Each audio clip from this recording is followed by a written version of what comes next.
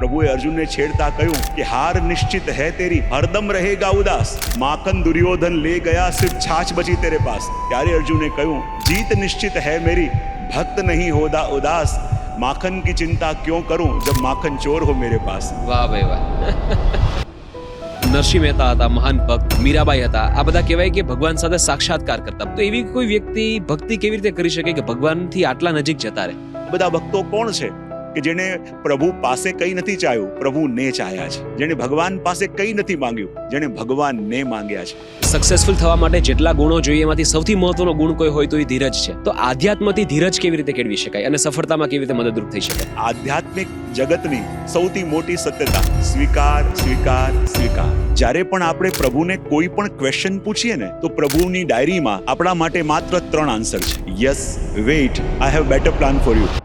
Internationally બધા એમ કહે છે કે આ ભારતનો યુગ છે. This decade, India. This is India's decade. this century belongs to India. New India. India's New power. India. New India. પણ ઘણા વિદ્વાનોનું એવું પણ કેવું છે કે ખરેખર આપણી પાત્રતા છે આપણા યુથની કે ફાયદાઓ જે મળશે એ જીરવવાની. Skilling is also very important અને એમાં ખૂબ જ મોટા ગેપ્સ છે. આ રાતોરાત મેળવવાની લાલચમાં, શોર્ટકટ્સ મેળવવાની લાલચમાં એ ઘણીવાર એવું બધું ખોઈ બેસે છે કે જે મેળવવા માટેની કામના એને હતી, એ યોગ્યતા હતી, પણ એ મળી નથી શકતું એને. આજનો યુથ છે ને, એ પોતાનું 100% આપવા માંગે છે. એ કહે મને તમે લોજિક આપો, મને તમે સમજાવી દો.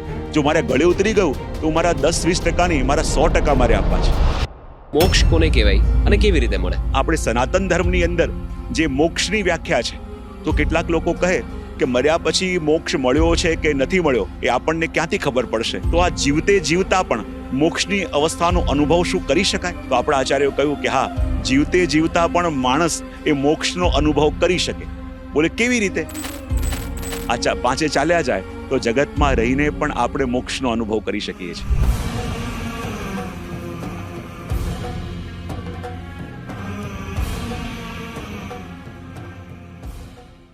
જય શ્રી કૃષ્ણ.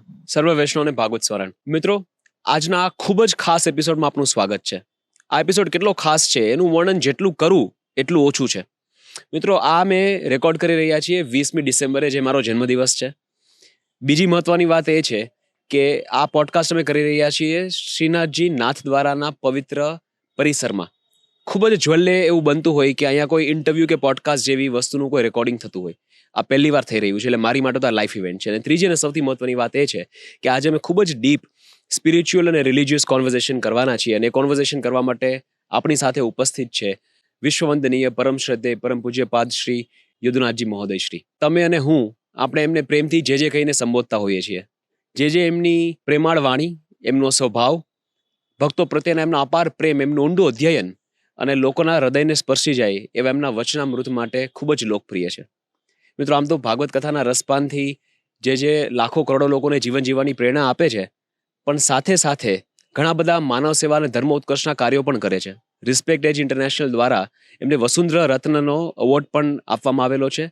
અને એમના માનવ સેવા અને ધર્મ ઉત્કર્ષના કાર્યોને ગુજરાત સરકારશ્રીએ પણ, આદરણીય મુખ્યમંત્રી, તત્કાલીન મુખ્યમંત્રી વિજયભાઈ રૂપાણીએ પણ એમના હાથેથી એમને સન્માનિત કરેલા.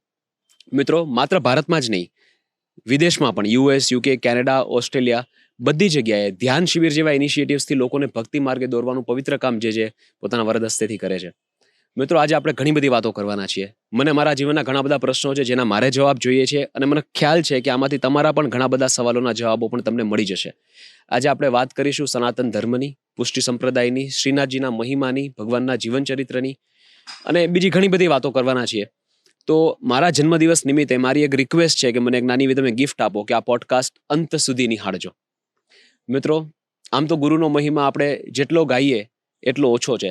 ધરતી સબ કાગજ કરું, લિખન કરું વન રાય, સબ સમંદર કી સાહી કરું, ફિર ભી ગુરુગુણ લિખા ના જાય. એવા ગુરુચરણ શ્રી આજે આપણી સાથે ઉપસ્થિત છે. આમ તો મારી એવી કોઈ લાયકાત નથી કે એમની સાથે સમાન ખુરશીમાં બેસીને કોઈ સંવાદ કરી શકું, પણ એમની જ કૃપાથી અને ઠાકોરજીના આશીર્વાદથી શક્ય બન્યું છે. તો ચલો શરૂ કરીએ. જે તમારા ચરણોમાં મારા દંડવત પ્રણામ. સૌથી પહેલા તો આપને આપના જન્મદિવસની ખૂબ ખૂબ મંગલ શુભકામના. અને જે ઉત્તમ વિચારો આપ આખા વિશ્વમાં ફેલાવી રહ્યા છો, એ કાર્ય આમને આમ અનેક ગણું લોકો સુધી પહોંચતું રહે, એ જ મંગલ કામના આજના દિવસે આપને આપીએ છીએ. ખૂબ ખૂબ આભાર જે આપે મારું ઇન્વિટેશન સ્વીકાર કર્યું અરે, અને મારી ઈચ્છા હતી કે આપણે નાથદ્વારામાં કરીએ અને ભગવાનની કૃપાથી ઠાકોરજીની કૃપાથી આ શક્ય બન્યું અને એમાં તમારો ખૂબ જ મોટો હાથ છે. હું અરે, આપનો બસ. હંમેશા માટે આભારી રહીશ ના મારા માટે બી ખૂબ કે આપણે આ આનંદનો કરી વિષય છે. જે મારે ઘણા બધા પ્રશ્નો પૂછવા છે. એવા પ્રશ્નોથી આપણે શરૂઆત કરીએ કે જે મારી ઉંમરના લોકો કે મારાથી નાની ઉંમરના લોકોને રોજિંદા જીવનમાં સતાવતા હોય એવા પ્રશ્નોથી આપણે શરૂઆત કરીએ. જે આ વચનામૃતમાં ઘણીવાર કહેતા હો છો કે ધીરજ ખૂબ જ મહત્વનો એક ગુણ છે. મારું એવું માનવું છે કે સક્સેસફુલ થવા માટે જેટલા ગુણો જોઈએ એમાંથી સૌથી મહત્વનો ગુણ કોઈ હોય તો એ ધીરજ છે. ઘણા લોકોને ગળથુથીમાં ધીરજ મળતી હોય છે, પણ ઘણા મારી જેવા અધીરા પણ હોય કે ધીરજ એમની માટે કેળવવી બહુ ડિફિકલ્ટ હોય છે. તો આધ્યાત્મથી ધીરજ કેવી રીતે કેળવી શકાય અને સફળતામાં કેવી રીતે મદદરૂપ થઈ શકે? આપણે કહીએ ને કે આ દુનિયામાં પ્રભુએ દરેકના માટે કંઈક ને કંઈક નિશ્ચિત કરેલું છે. ઘણીવાર આપણે એફર્ટ્સ કરીએ અને એનું રિઝલ્ટ ન મળે તો આપણા મનમાં ઉદ્વેગ થવા લાગે કે બધાનું થાય છે, મારું કેમ નહીં? બધાને મળે છે, એના કરતાં વધારે મહેનત હું કરું છું તો પણ મને કેમ મળતું નથી? તો હું ઘણીવાર મારા પ્રવચનમાં એક વાત કરતો હોઉં કે જ્યારે પણ આપણે પ્રભુને કોઈ પણ ક્વેશ્ચન પૂછીએ ને યા પ્રભુને કોઈ પણ વિનંતી કરીએ તો પ્રભુની ડાયરીમાં આપણા માટે માત્ર 3 આન્સર છે. સૌથી પહેલું યસ, એ પણ આપણે જાણીએ છીએ કે વસ્તુ માંગી અને મળી ગઈ એટલે યસ. બીજું છે વેઇટ અને ત્રીજું છે I have better plan for you. આ 3 આન્સર સમજવા જઈએ તો આપણે કંઈ પણ કામ ના કરી અને તરત પૂરું થઈ ગયું તો આ પહેલું આન્સર આપણને સમજમાં આવી જાય છે કે આમાં પ્રભુની યસ છે. સાચી વાત છે. પણ યદિ કોઈ કાર્ય માટે પ્રયત્ન કરીએ છે અને કાર્ય ડિલે થાય છે તો એમાં પણ પ્રભુની નો નથી. એમાં પ્રભુ કહી રહ્યા છે કે તારો સમય આવવા દે. જેમ એક પ્રસિદ્ધ દોહો છે ને કે ધીરે ધીરે રે મના ધીરે સબ કુછ હોય, માલી સિંચે 100 ઘડા પર ઋતુ આએ ફલ હોય. જેમ કોઈ બજારમાં ગયું અને બહાર જઈને ગુલાબના છોડ લઈ આવ્યો અને કન્ફર્મ કર્યું કે આ ગુલાબનો છોડ છે, એને કહું હા ગુલાબનો છે. ઘરે લાવ્યો, 1 ઘડો પાણી નાખ્યો અને 1 કલાકમાં આવીને જોયું કે ગુલાબ તો ઉગ્યા નથી અને માળી પાસે લડવા ગયો ત્યારે માળીએ કહ્યું કે 1 નહીં 100 ઘડા પાણી નાખો, પણ જ્યારે એની મોસમ આવશે ને ત્યારે એ ખીલશે. તો એમ આપણે પ્રયત્ન કરીએ, હજી કાર્ય થઈ નથી રહ્યું તેમાં પ્રભુ આપણને કહી રહ્યા છે કે જો તારા માટે ના નથી પણ તારી મોસમ આવવા દે. જ્યારે તારી સિઝન આવશે ત્યારે તને એવો ખીલવીશ કે તારી સુગંધ લેવા આખી દુનિયા તારી પાસે આવશે.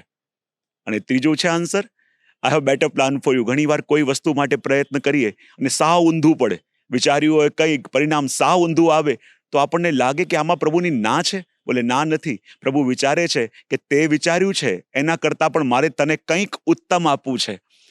એટલે I have better plan for you. અને એ 3 આન્સરને જો આપણે સમજી લઈએ ને તો આપણને ધૈર્ય આવે, કારણ કે આપણે આપણા માટે વિચારીએ એના કરતાં પ્રભુએ આપણા માટે વિચારેલું હોય ને એ વધારે ઉત્તમ હોય. તો એની ઈચ્છામાં જ્યારે આપણી ઈચ્છા મળી જાય, અને એક યુનિવર્સલ લો છે કે જે વસ્તુને યોગ્ય આપણે જ્યારે થઈ જઈએ ને તો એ વસ્તુ ગમે ત્યાંથી આપણને મળ્યા વિના રહી ન શકે. અને હજી વસ્તુ મળી નથી તો ફરિયાદ ન કરીએ, એમ માનીએ કે હજી યોગ્યતા નથી આવી. ના, ઘણી બધી એવી વસ્તુ છે જેની માટે પાત્રતા કેળવવી પડે. ભક્તિ પણ પાત્રતાથી મળે છે, ભગવાન પણ પાત્રતાથી મળે છે. અને જે રીતે આપે કહ્યું એમ કે મન કા હો તો અચ્છા, ના હો તો ઓર ભી અચ્છા. કદાચ પ્રભુના પ્લાન આપણા પ્લાન કરતાં બેટર અને મોટા હોઈ શકે. બિલકુલ. જે બીજી વાત આપ વચનામૃતમાં કહેતા હો છો કે, અને ભગવાને શ્રીમદ ભગવદ્ ગીતામાં પણ કહ્યું છે કે ગુસ્સાથી મતિનો નાશ થાય છે, ગુસ્સાથી બુદ્ધિનો વિનાશ થાય છે, તર્કનો વિનાશ થાય છે. અને આપણે ઘણીવાર એવા ડિસિઝન લેતા હોઈએ કે જે ક્યારે આપણા પક્ષમાં ન હોય, અને ગુસ્સામાં લગભગ ક્યારે કોઈનાથી સારું કામ થતું જ નથી. પણ ગુસ્સો આવવો એ પણ સામાન્ય છે, મનુષ્યને ગુસ્સો તો આવવાનો જ છે. તો ગુસ્સાને કેળવવો, ગુસ્સાને ચેનલાઇઝ કેવી રીતે કરવો? બેટર વર્ડ એ રહેશે કે ગુસ્સાને આપણે ચેનલાઇઝ કેવી રીતે કરી શકીએ, અને જ્યારે ગુસ્સો આવે છે એ સમયે સંયમ કેવી રીતે રાખવો કે આપણાથી કંઈ ખોટું ન થઈ જાય? સૌથી પહેલી વસ્તુ એ છે કે જ્યારે ગુસ્સો આવે છે તો આપણે ત્યાં એમ કહેવાય છે કે કોઈ પણ ઇમોશન્સને આપણે કંટ્રોલ કરીએ છીએ તો કંટ્રોલ કરીને પણ એને સેવ કરીને રાખીએ છીએ. બરાબર. તો કહેવાય કે કોઈ પણ ઇમોશનને યદિ આપણામાંથી રિમૂવ કરવું છે યા એમાંથી બચવું છે તો એને કંટ્રોલ કરવાની જગ્યાએ એને સમજવું, એ વસ્તુ જેવી છે એવી એને જોઈ લેવી. બરાબર. કે આ જે ક્રોધ અંદર આવી રહ્યો છે તો આની અંદર એનું રૂટ ક્યાં છે? જોવા જઈએ તો અધિકતર રૂટ ક્યાં હોય છે? આપણું આઈ હર્ટ થયું છે, આપણો ઈગો હર્ટ થયો હોય છે કે મેં કહ્યું અને કેમ ના કર્યું, મને આવું કેમ કહી જાય, રાઈટ, મારી સાથે આવું કેમ એણે કહ્યું, રાઈટ, મેં કહ્યું છતાં તે કેમ ન કર્યું, ક્યાંક ને ક્યાંક મેં હોય છે. રાઈટ. આધ્યાત્મ આપણને કહે છે કે મેંને સમાપ્ત કરો, પણ આપણને મેંને કોઈ પોલિશ કરે વધારે ગમે છે. રાઈટ. અને એટલા માટે કહેવાય ક્રોધનું જે રૂટ છે એ છે ક્યાંક ને ક્યાંક ઈગો હર્ટ થયો. રાઈટ. અને જ્યારે એને આપણે સમજી જઈએ તો ઘણીવાર આપણને લાગતું હોય કે જ્યારે આપણે ક્રોધ કરીએ, મોટે મોટીથી ઘાંટા પાડીએ, તો આપણે સામેવાળાને કંટ્રોલ કરી લઈશું. પણ આપણે પોતે જાણતા નથી હોતા કે ક્રોધમાં જ્યારે વ્યક્તિ પોતે પોતાના કંટ્રોલમાં નથી તો બીજાને કંટ્રોલ કેવી રીતે કેવી કરશે. રીતે કરી શકે? રાઈટ. અને ક્રોધની સાધારણ વ્યાખ્યા શું? બીજા કોઈની ભૂલની સજા પોતાને આપવી, એને કહેવાય ક્રોધ. ગલતી બીજાએ કરી પણ આપણે રિએક્ટ કરીએ છીએ એના ઉપર, યાની એને આપણે બળ આપી રહ્યા છે, કારણ કે એ એના આયોજનમાં સફળ થયો. એ ચાહતો હતો કે આપણે ટેમ્પર લૂઝ કરીએ, એ ચાહતો હતો કે આપણે ઉગ્ર બનીએ, અને એને આપણે પોતે સફળ બનાવ્યો ક્રોધ કરીને. તો કહેવાય ને કે જ્યારે ક્રોધ આવે છે તો ક્રોધ સાચા અર્થમાં જોવા જઈએ તો જનરેટ કેવી રીતે થાય છે? તો ભગવદ્ ગીતાકાર કહે છે તમોગુણને કારણે. પણ કોઈ પણ ઇમોશન્સ હોય ને, એક ઇમોશન કંટ્રોલ શેનાથી થાય? તો આપણા મનોવિજ્ઞાન પણ કહે છે કે કલરથી કંટ્રોલ થાય. રાઈટ. તો કહેવાય કે સફેદ કલર છે ને એ શાંતિનો છે. અને જ્યારે એને લાગતું હોય કે મને બહુ ક્રોધ આવી રહ્યો છે અને ક્રોધને ઓવરકમ કરવું હોય, તો એમ કહેવાય છે કે ભલે 5 મિનિટ ક્યાંક બેસીને બંને ભ્રમરોની વચ્ચે જ્યાં આજ્ઞાચક્ર છે ત્યાં વ્હાઇટ કલરનો ચંદ્રમા જેમ સફેદ ફરતો હોય અને એના વ્હાઇટ કિરણો બધે માથા ઉપર અને આખા ચહેરા પર સ્પ્રેડ થતા હોય, એવો પ્રયોગ એ થોડા દિવસ કરશે તો ખરેખર એ આ ક્રોધ ઉપર ક્રોધને સમજી શકશે અને સમજીને એને કંટ્રોલ કરી શકશે. જો ક્રોધ આવો છે ને એ બહુ સહજ વસ્તુ છે. આપણે સંસારમાં રહીએ છીએ તો ઘણીવાર મનને ગમતું ન થાય તો ક્રોધ આવે, તો ક્રોધ આવે એમાં વાંધો નહીં, પણ 2 મિનિટ કરીને ચાલતું હોય એને 20 કલાક ખેંચીએ ને એ ખોટું છે.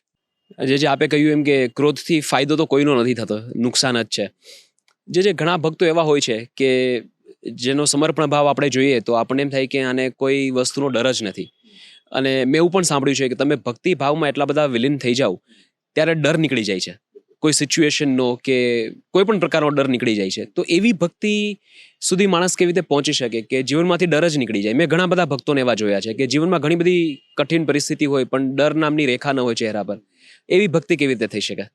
સૌથી પહેલા તો જ્યારે એને ખબર પડે કે પ્રભુ હર ઘડીએ હર ક્ષણે મારી સાથે છે, અને કહેવાય ને કે આપણી સાથે કોણ છે એ જ્યારે માણસને સમજાઈ જાય પછી એ ચિંતા નથી રહેતી કે મારી સામે કોણ કોણ અને કેટલા ઊભા છે.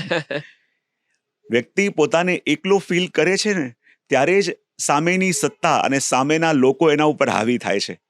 જ્યારે ખબર પડી જાય કે મારા પ્રભુ મારી સાથે છે. હમણાં જ હું ક્યાંક એક્ઝામ્પલ કહેતો હતો કે જ્યારે એક પ્લેન ઉડતું હતું અને એર ટર્બ્યુલન્સને કારણે એમાં બહુ સમસ્યાઓ થવા લાગી અને પ્લેન આખું હલવા લાગ્યું, અને એટલું બધું હલવા લાગ્યું કે જેટલા લોકો ક્યારે માળા નતા કરતા એમણે પણ માળા કાઢી લીધી અને પ્રભુનું નામ લેવા લાગ્યા કે હવે શું થશે, કેટલાક રડવા લાગ્યા. પણ બધાનું ધ્યાન ગયું કે સૌથી પહેલી સીટ પર જે નાનકડી 5-6 વર્ષની દીકરી બેસી છે એ ક્રેયોનથી કલર કરી રહી છે. લોકોને લાગ્યું કે આને કદાચ એનાઉન્સમેન્ટની ખબર નહીં હોય કે જો આ રડી રહી છે, અને રડી રહી છે, નથી રડી રહી, ચૂપચાપ બેઠી છે, ચૂપચાપ એના કામમાં મશગુલ છે, બધા લોકો રડી રહ્યા છે. પણ જ્યારે અડધો 1 કલાક પછી વેધર ઠીક થયું તો એક વ્યક્તિ ઊભો થયો અને દીકરી પાસે જઈને કહ્યું, દીકરી તને ખબર છે આપણે કેવા ફેસમાંથી પસાર થયા? પ્લેન ક્રેશ થાય એવું હતું, કેટલો વાવાઝોડા, કેટલા વાદળો, અને આખું પ્લેન હલતું હતું, અમે બધા ડરતા હતા, તને બીક ના લાગી? તેને કહ્યું, ના મને બીક ન લાગી. બોલે કેમ ના લાગી? બોલે આ પ્લેનના પાયલોટ મારા ફાધર છે. અરે વાહ. અને મને પૂરી ખાતરી હતી કે કંઈ પણ થાય એ એની દીકરીનું અહિત નહીં થવા દે.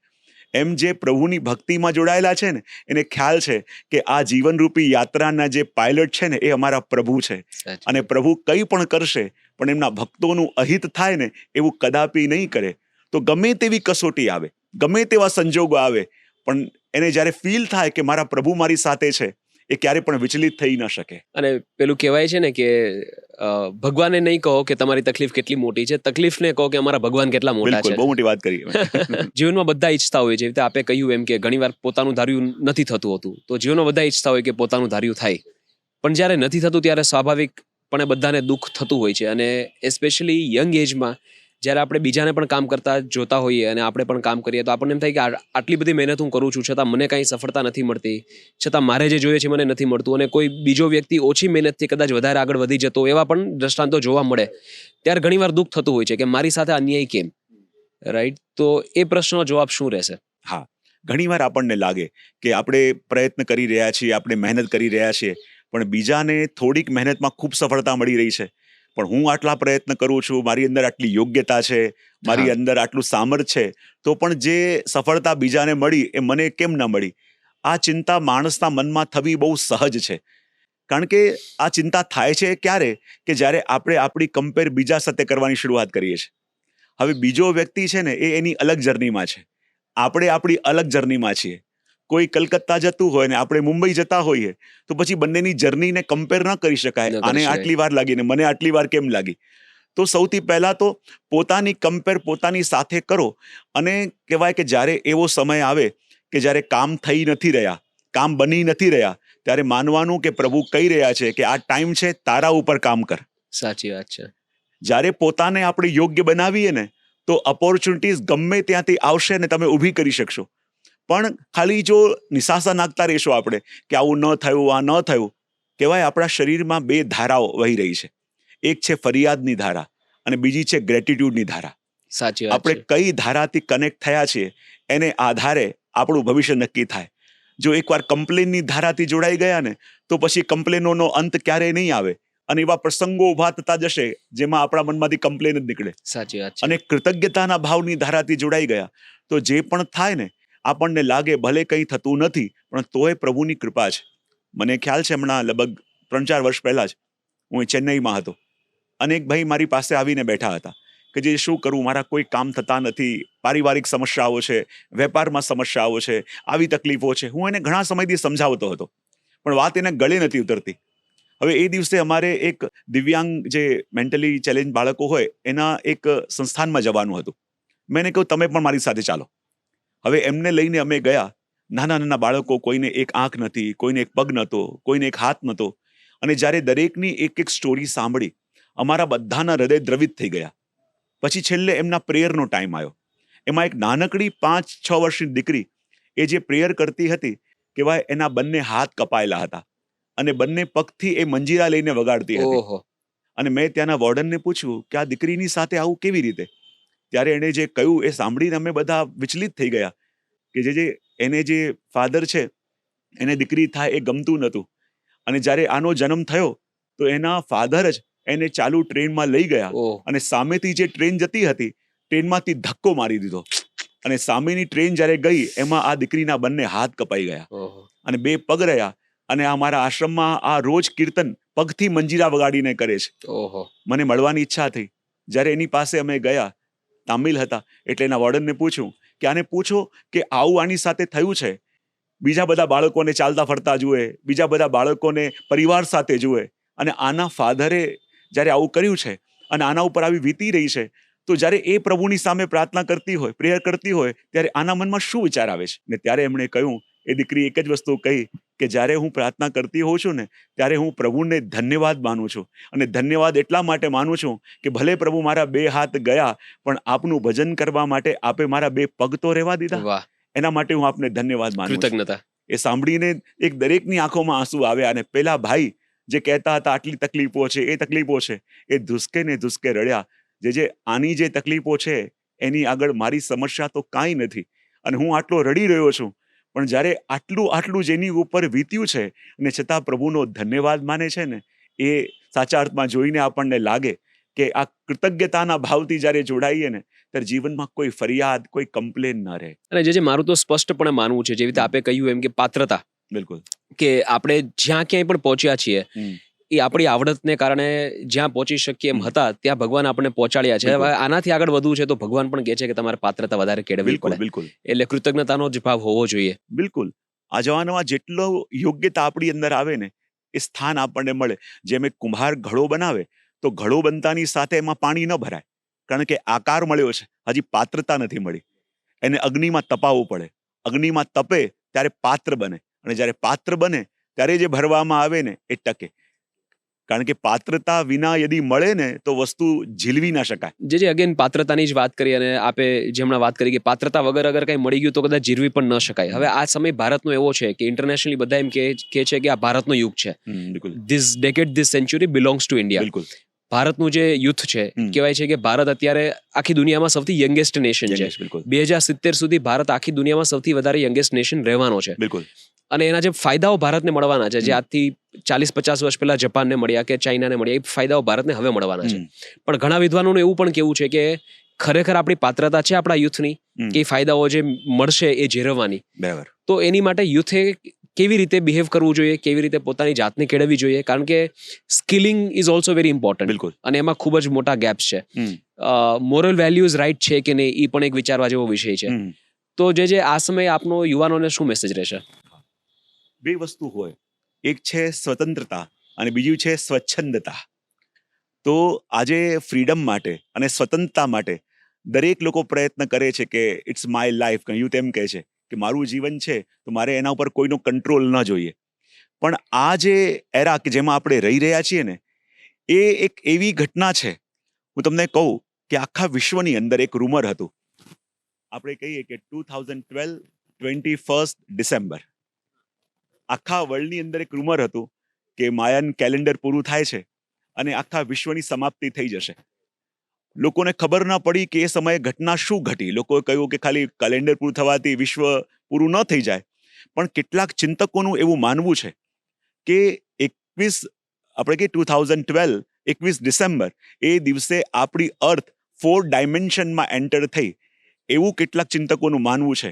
અને જ્યારે અર્થ 4 ડાયમેન્શનમાં એન્ટર થાય તો એના કેટલાક ક્રાઇટેરિયા છે. સૌથી પહેલી વસ્તુ કે સમય એટલો ફાસ્ટ જશે કે આપણને ખબર નહીં પડે ક્યાં એક આખું વર્ષ પૂરું થઈ ગયું, અને આપણે અનુભવ પણ કરીએ છીએ. બીજું, આ એરાની અંદર જે લોકો રહેતા હશે ને, જે પણ વિચારશે એ એમના સામે હાજર થઈ જશે, ઈધર નેગેટિવ ઈધર પોઝિટિવ. અને એટલે આ દુનિયામાં આપણી સામે જેટલી સમસ્યાઓ આવે છે ને, એ જેન્યુઅન સમસ્યા 25% છે. 75% સમસ્યા આપણે અનનોઇંગલી ઇન્વાઇટ કરેલી છે. ત્રીજું, એ એરાની અંદર જે યુથ છે ને, એ યુથ હવે સ્પિરિચ્યુઆલિટી તરફ વધશે. અને આપણે જાણીએ છીએ અને જોઈએ છીએ પોતે કે આજે જેટલા પણ પોડકાસ્ટ થઈ રહ્યા છે, હવે સ્પિરિચ્યુઆલિટીની અંદર યુથ જોવા જઈએ, પરાવિદ્યા, પરાજ્ઞાન અને એવી બધી વિષયો પર જે ગૂઢ વિષય છે, આજના યુથને ડેપ્થ જોઈએ છે. અને હું આજના યુથ માટે બહુ જ આશાસ્પદ છું. પહેલા આપણને લાગે કે પહેલાના સમયમાં દાદાએ કહ્યું કે દાદીએ કહ્યું કે જો મંદિર દર્શન કર્યા એ જતો રહેતો હતો. પણ આજનો યુથ છે ને, એ પોતાનું 100% આપવા માંગે છે. એ કહે મને તમે લોજિક આપો, મને તમે સમજાવી દો.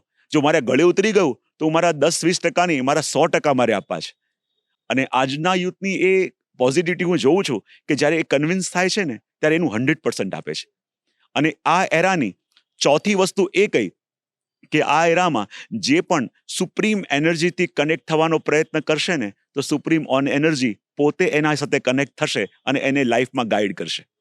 તો એ એરાની અંદર આપણે રહી રહ્યા છીએ અને એના પ્રભાવ આપણને દેખાઈ પણ રહ્યો છે. અને એટલે યુથ, આપણે કહીએ ને કે યુથ ખરેખર બહુ જ ઉત્સાહી છે, વિઝનવાળું છે. પણ ઘણીવાર એણે એક જ વસ્તુ કરવી જોઈએ, શોર્ટકટ લેવાની જગ્યાએ સાચો રસ્તો ભલે લાંબો હોય પણ સાચા રસ્તે જઈને મારે મારા ડ્રીમ્સને ફૂલફિલ કરવા છે. કારણ કે આજે લોકોને રાતોરાત બધું જોઈએ છે, પેશન્સ રહેવું નથી. તો આ રાતોરાત મેળવવાની લાલચમાં, શોર્ટકટ્સ મેળવવાની લાલચમાં એ ઘણીવાર એવું બધું ખોઈ બેસે છે કે જે મેળવવા માટેની કામના એને હતી, એ યોગ્યતા હતી, પણ એ મળી નથી શકતું એને. જે આજના જમાનામાં ઘણા બધા દૂષણો લોકોના જીવનમાં હોય છે, કે કોઈ વ્યસન છે, કે કોઈ દારૂ છે, જુગાર છે, એવા ઘણા બધા દૂષણો લોકોના જીવનમાં હોય છે. પણ સાથે લોકોને એ પણ ખબર છે આ ખરાબ છે અને આ છોડવું જરૂરી છે. અને આ છોડવું હોય તો ગુરુનું સાનિધ્ય, ભગવાનનું સાનિધ્ય મળે તો કદાચ છૂટી પણ શકે, રાઈટ? પણ લોકો છોડી નથી શકતા. અને પછી કારણ કે આ બધું કરેલું હોય એટલે મનમાં એક ગ્લાની હોય, તો ઘણીવાર ગુરુ કે ભગવાનની સામે નજર પણ ન મેળવી શકે. તો આવી પરિસ્થિતિમાં કોઈ હોય તો એ શું કરે? આજની દશા આપણે જોઈએ તો જેમ દુર્યોધને વાત કરી છે મહાભારતમાં કે જાનામિ ધર્મમ નચમેવ પ્રવૃત્તિ, જાનામિ અધર્મમ નચમેવ નિવૃત્તિ. એ કહે છે કે હું જાણું છું કે શું સત્ય છે, શું સારું છે, શું કરવા જેવું છે, પણ હું કરી શકતો નથી. હું જાણું છું કે જે કરી રહ્યો છું ખોટું છે, આ ન કરવું જોઈએ. દુર્યોધનને ખબર હતી એ, પણ હું છોડી શકતો નથી. બરાબર. ત્યારે આપણને લાગે કે જેવી દશા એની હતી, આજે એવી દશા આપણી પણ છે. આજે એ લોકો સિગરેટ પીતા હોય, એમાં લખેલું હોય કે આ કેન્સરને કોઝ કરે છે, આને કારણે આવી સમસ્યાઓ થાય, બધા જાણે છે, તો પણ એનો આધાર લે છે. કહેવાય ને, આપણે ત્યાં ભગવદ્ ગીતાને આધારે જોવા જઈએ તો કહેવાય કે સત્વ, રજ, તમ, આ ત્રણેય ગુણ આપણી અંદર હોય. અને જે ગુણ ઇન્ક્રીઝ થાય ને, એ દિશામાં આપણી ગતિ થાય. બરાબર. અને જ્યારે તમો ગુણ ડેવલપ થયું હોય ત્યારે પછી આપણા માઇન્ડનો કંટ્રોલ કે આપણા કોઈના પણ સારા સજેશનનો કંટ્રોલ એની ઉપર રહેતો નથી. અને એટલા માટે આપણે જોવા જઈએ કે આજે અનેક દૂષણો છે અને વ્યક્તિ એમ વિચારતો થયો કે ઇટ્સ માય લાઈફ, કે મારું જીવન છે, મારે જેવી રીતે ઉપયોગ કરવો હોય કરું. પણ એ સમજવાની જરૂર હોય છે કે એ કોઈનો દીકરો પણ છે, એ કોઈનો ભાઈ પણ છે. અને આપણી પીડા ખાલી આપણી નથી હોતી.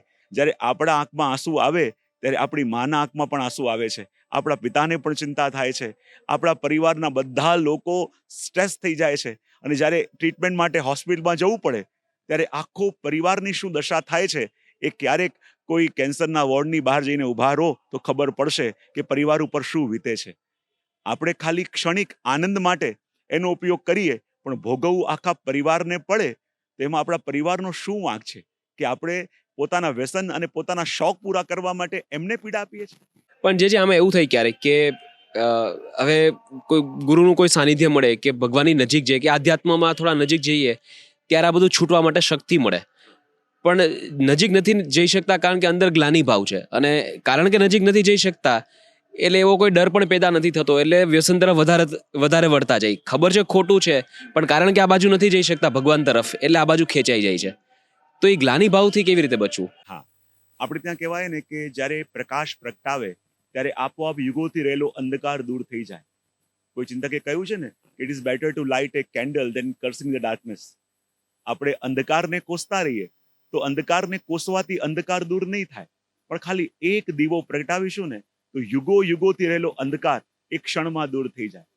તો આપણી અંદર જે પણ બુરાઈઓ છે આપણે એમાંથી યદિ બહાર નીકળવાનું ચાહીએ છે તો સૌથી પહેલા કોઈ સારા પુસ્તક, જ્યારે આપણને લાગે કે ક્યાંય જવું નથી, હજી મન નથી માનતું, તો કોઈ એવું સારું પુસ્તક કે જેની અંદર સારા મેસેજ હોય અને એનાથી શરૂઆત આપણે કરીએ અને એક પોઝિટિવિટી અંદર આવશે ને તો એ એક પોઝિટિવિટી પણ આપણને સૂતેલા જગાવવા માટે કાફી છે. એ આપણને આગળ પણ લઈ જશે. ધીમે ધીમે આપણને કોઈનું શરણ પણ અપાવશે અને મનની અંદર એક ભાવ આવશે કે આપણા શાસ્ત્રો પણ કહી રહ્યા છે કે પ્રભુ આપણને સ્વયં કહે છે કે સર્વધર્માન પરિત્યજ્ય મામ એકમ શરણમ વ્રજ. તું જેવો છે એવો મને ગમે છે. પ્રભુનો પ્રેમ અનકન્ડિશનલ છે આપણા માટે. આપણને લાગે કે આવા થઈને જઈશું તો પ્રભુને ગમશું.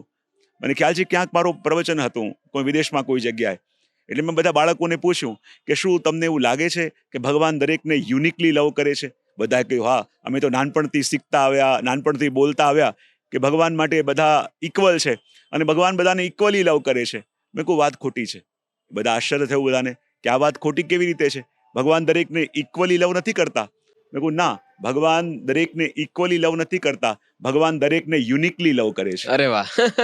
કારણ કે પ્રત્યેક વ્યક્તિ યુનિક છે. રાઈટ. અને પ્રત્યેક વ્યક્તિ યુનિક છે તો એને પ્રેમ કરવાનો પ્રભુનો ઢંગ પણ યુનિક છે. વાહ!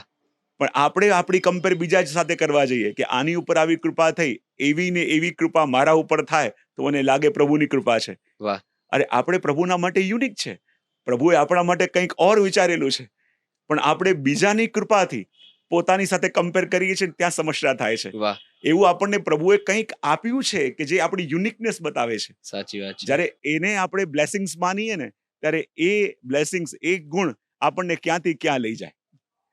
તો જેવા છીએ આપણે એવા પ્રભુના શરણે જવાનું છે. એણે કોઈ કન્ડિશન રાખી નથી, એણે કોઈ શરતો રાખી નથી. તું જેવો છે મારા શરણે આવી જા બસ. અને આપણે જેવા છીએ એવા પહોંચી જઈએ ને આપોઆપ પ્રભુની કૃપાનો અનુભવ થાય જ. રાઈટ. નહીં, જે તમે બહુ જ મસ્ત વાત કીધી કે ભગવાન ઇક્વલી નહીં પણ યુનિકલી પ્રેમ કરે છે બધાને. અને મને કોઈ મહાન માણસે કહેલું કે ભગવાન મનુષ્યની જેમ ન વિચારે, એટલા માટે તો એ ભગવાન છે ને, કે ભગવાન એવું ન વિચારે કે આણે આજે આ કર્યું તો આજે હું આનાથી ગુસ્સે રહીશ. નહીં, તો ઇક્વલી બધાને પ્રેમ કરે છે, યુનિકલી પ્રેમ કરે છે. ખૂબ સરસ વાત કહી છે. જે આપણે પોઝિટિવિટીની પણ વાત કીધી કે જીવનમાં પોઝિટિવ એટીટ્યુડ હોવો બહુ જરૂરી છે. અને કે પોઝિટિવિટીમાં ઘણીવાર એવું થાય કે આપણે ગમે એટલી પોઝિટિવ ફિલિંગ લાવવાનો ટ્રાય કરીએ પણ જો અંદરથી કોઈ વસ્તુ પ્રત્યે કમ્પ્લેન છે તો એ પોઝિટિવિટી નહીં આવે. અને મેં આપનો એક વિડીયો જોયેલો જેમાં આપણે કહેલું કે આપણે નો કમ્પ્લેન ડે સેલિબ્રેટ કરવો જોઈએ, કે એક દિવસ કે આખું અઠવાડિયું કોઈ કમ્પ્લેન જ નહીં કરવું, એવો દિવસ આપણે સેલિબ્રેટ કરવો. તો એની વિશે થોડી વાત કરીએ, કમ્પ્લેન શું કામ ન કરવી? હા, સૌથી વસ્તુ પહેલી એ છે કે આજે કમ્પ્લેન્સ આપણે કરીએ છીએ ને, આજે મોટા કદાચ મોટિવેશનલ ટોક પણ કોઈ આપતા હોય ને એની પણ અંદર નેગેટિવ સેલ્ફ ટોક ચાલતી હોય છે.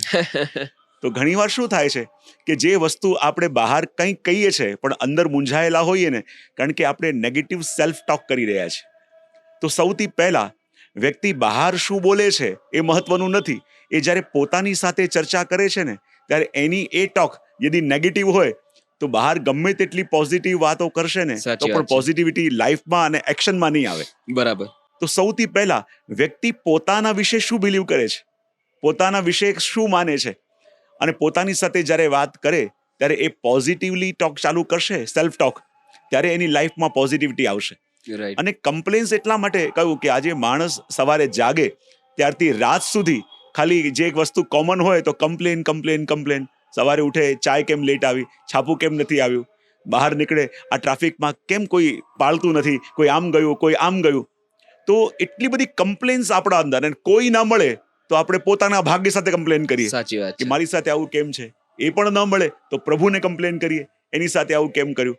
તો આપણે કહીએ કે કમ્પ્લેન ડે, નો કમ્પ્લેન ડે એટલે જેમ કહીએ ને કે એક દિવસ એવો હોય કે જે છે એને સ્વીકાર. વ્રત અને લઈને. આધ્યાત્મિક જગતની સૌથી મોટી સત્યતા, કદાચ મોટી મોટી વાતો નહીં કરું પણ આ 3 શબ્દ નિત્ય જે બોલે ને એ આધ્યાત્મિક છે. સ્વીકાર, સ્વીકાર, સ્વીકાર. જેવી પરિસ્થિતિ મળી સ્વીકાર, જેવા લોકોનો સંગ મળ્યો સ્વીકાર, જેવા માહોલ મળ્યા સ્વીકાર. કોઈ પણ સામે આવેલી સમસ્યાને એકવાર તમે એક્સેપ્ટ કરો છો ને, તો પછી એમાંથી બહાર જવાનો આપણને રસ્તો મળે છે. સાચી વાત છે. આપણે અસ્વીકાર કરીએ છીએ, એના પ્રત્યે આપણે બહુ પ્રોટેક્ટિવ થઈ જઈએ છીએ ને, તો આપણે એની શક્તિને વધારી દઈએ છીએ. સાચી વાત છે. એક વાત જે છે એક્સેપ્ટ કરો. ચલો ખરાબમાં ખરાબમાં શું થશે, વધારે આ થશે ને, તો એનો ઉપાય મારી પાસે શું છે. સાચી વાત છે. જ્યાં એ ચિંતન થશે પછી પોઝિટિવિટી આવે. સાચી વાત. આપણે એમ વિચાર કરીએ કે ના હું ખાલી B positive, B positive, B positive. અને ઘણા લોકો તો એટલા બધા નેગેટિવ હોય છે કે આપણે કોઈને કહીએ કે બી પોઝિટિવ તો એ કહે છે કે ના હું એ પોઝિટિવ છું.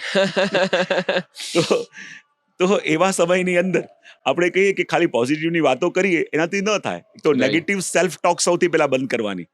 બીજી કમ્પ્લેન્સ, અને કમ્પ્લેન્સ બંધ કરીએ એનો મતલબ આપણી જવાબદારી આપણે સ્વીકારતા થયા. રાઈટ.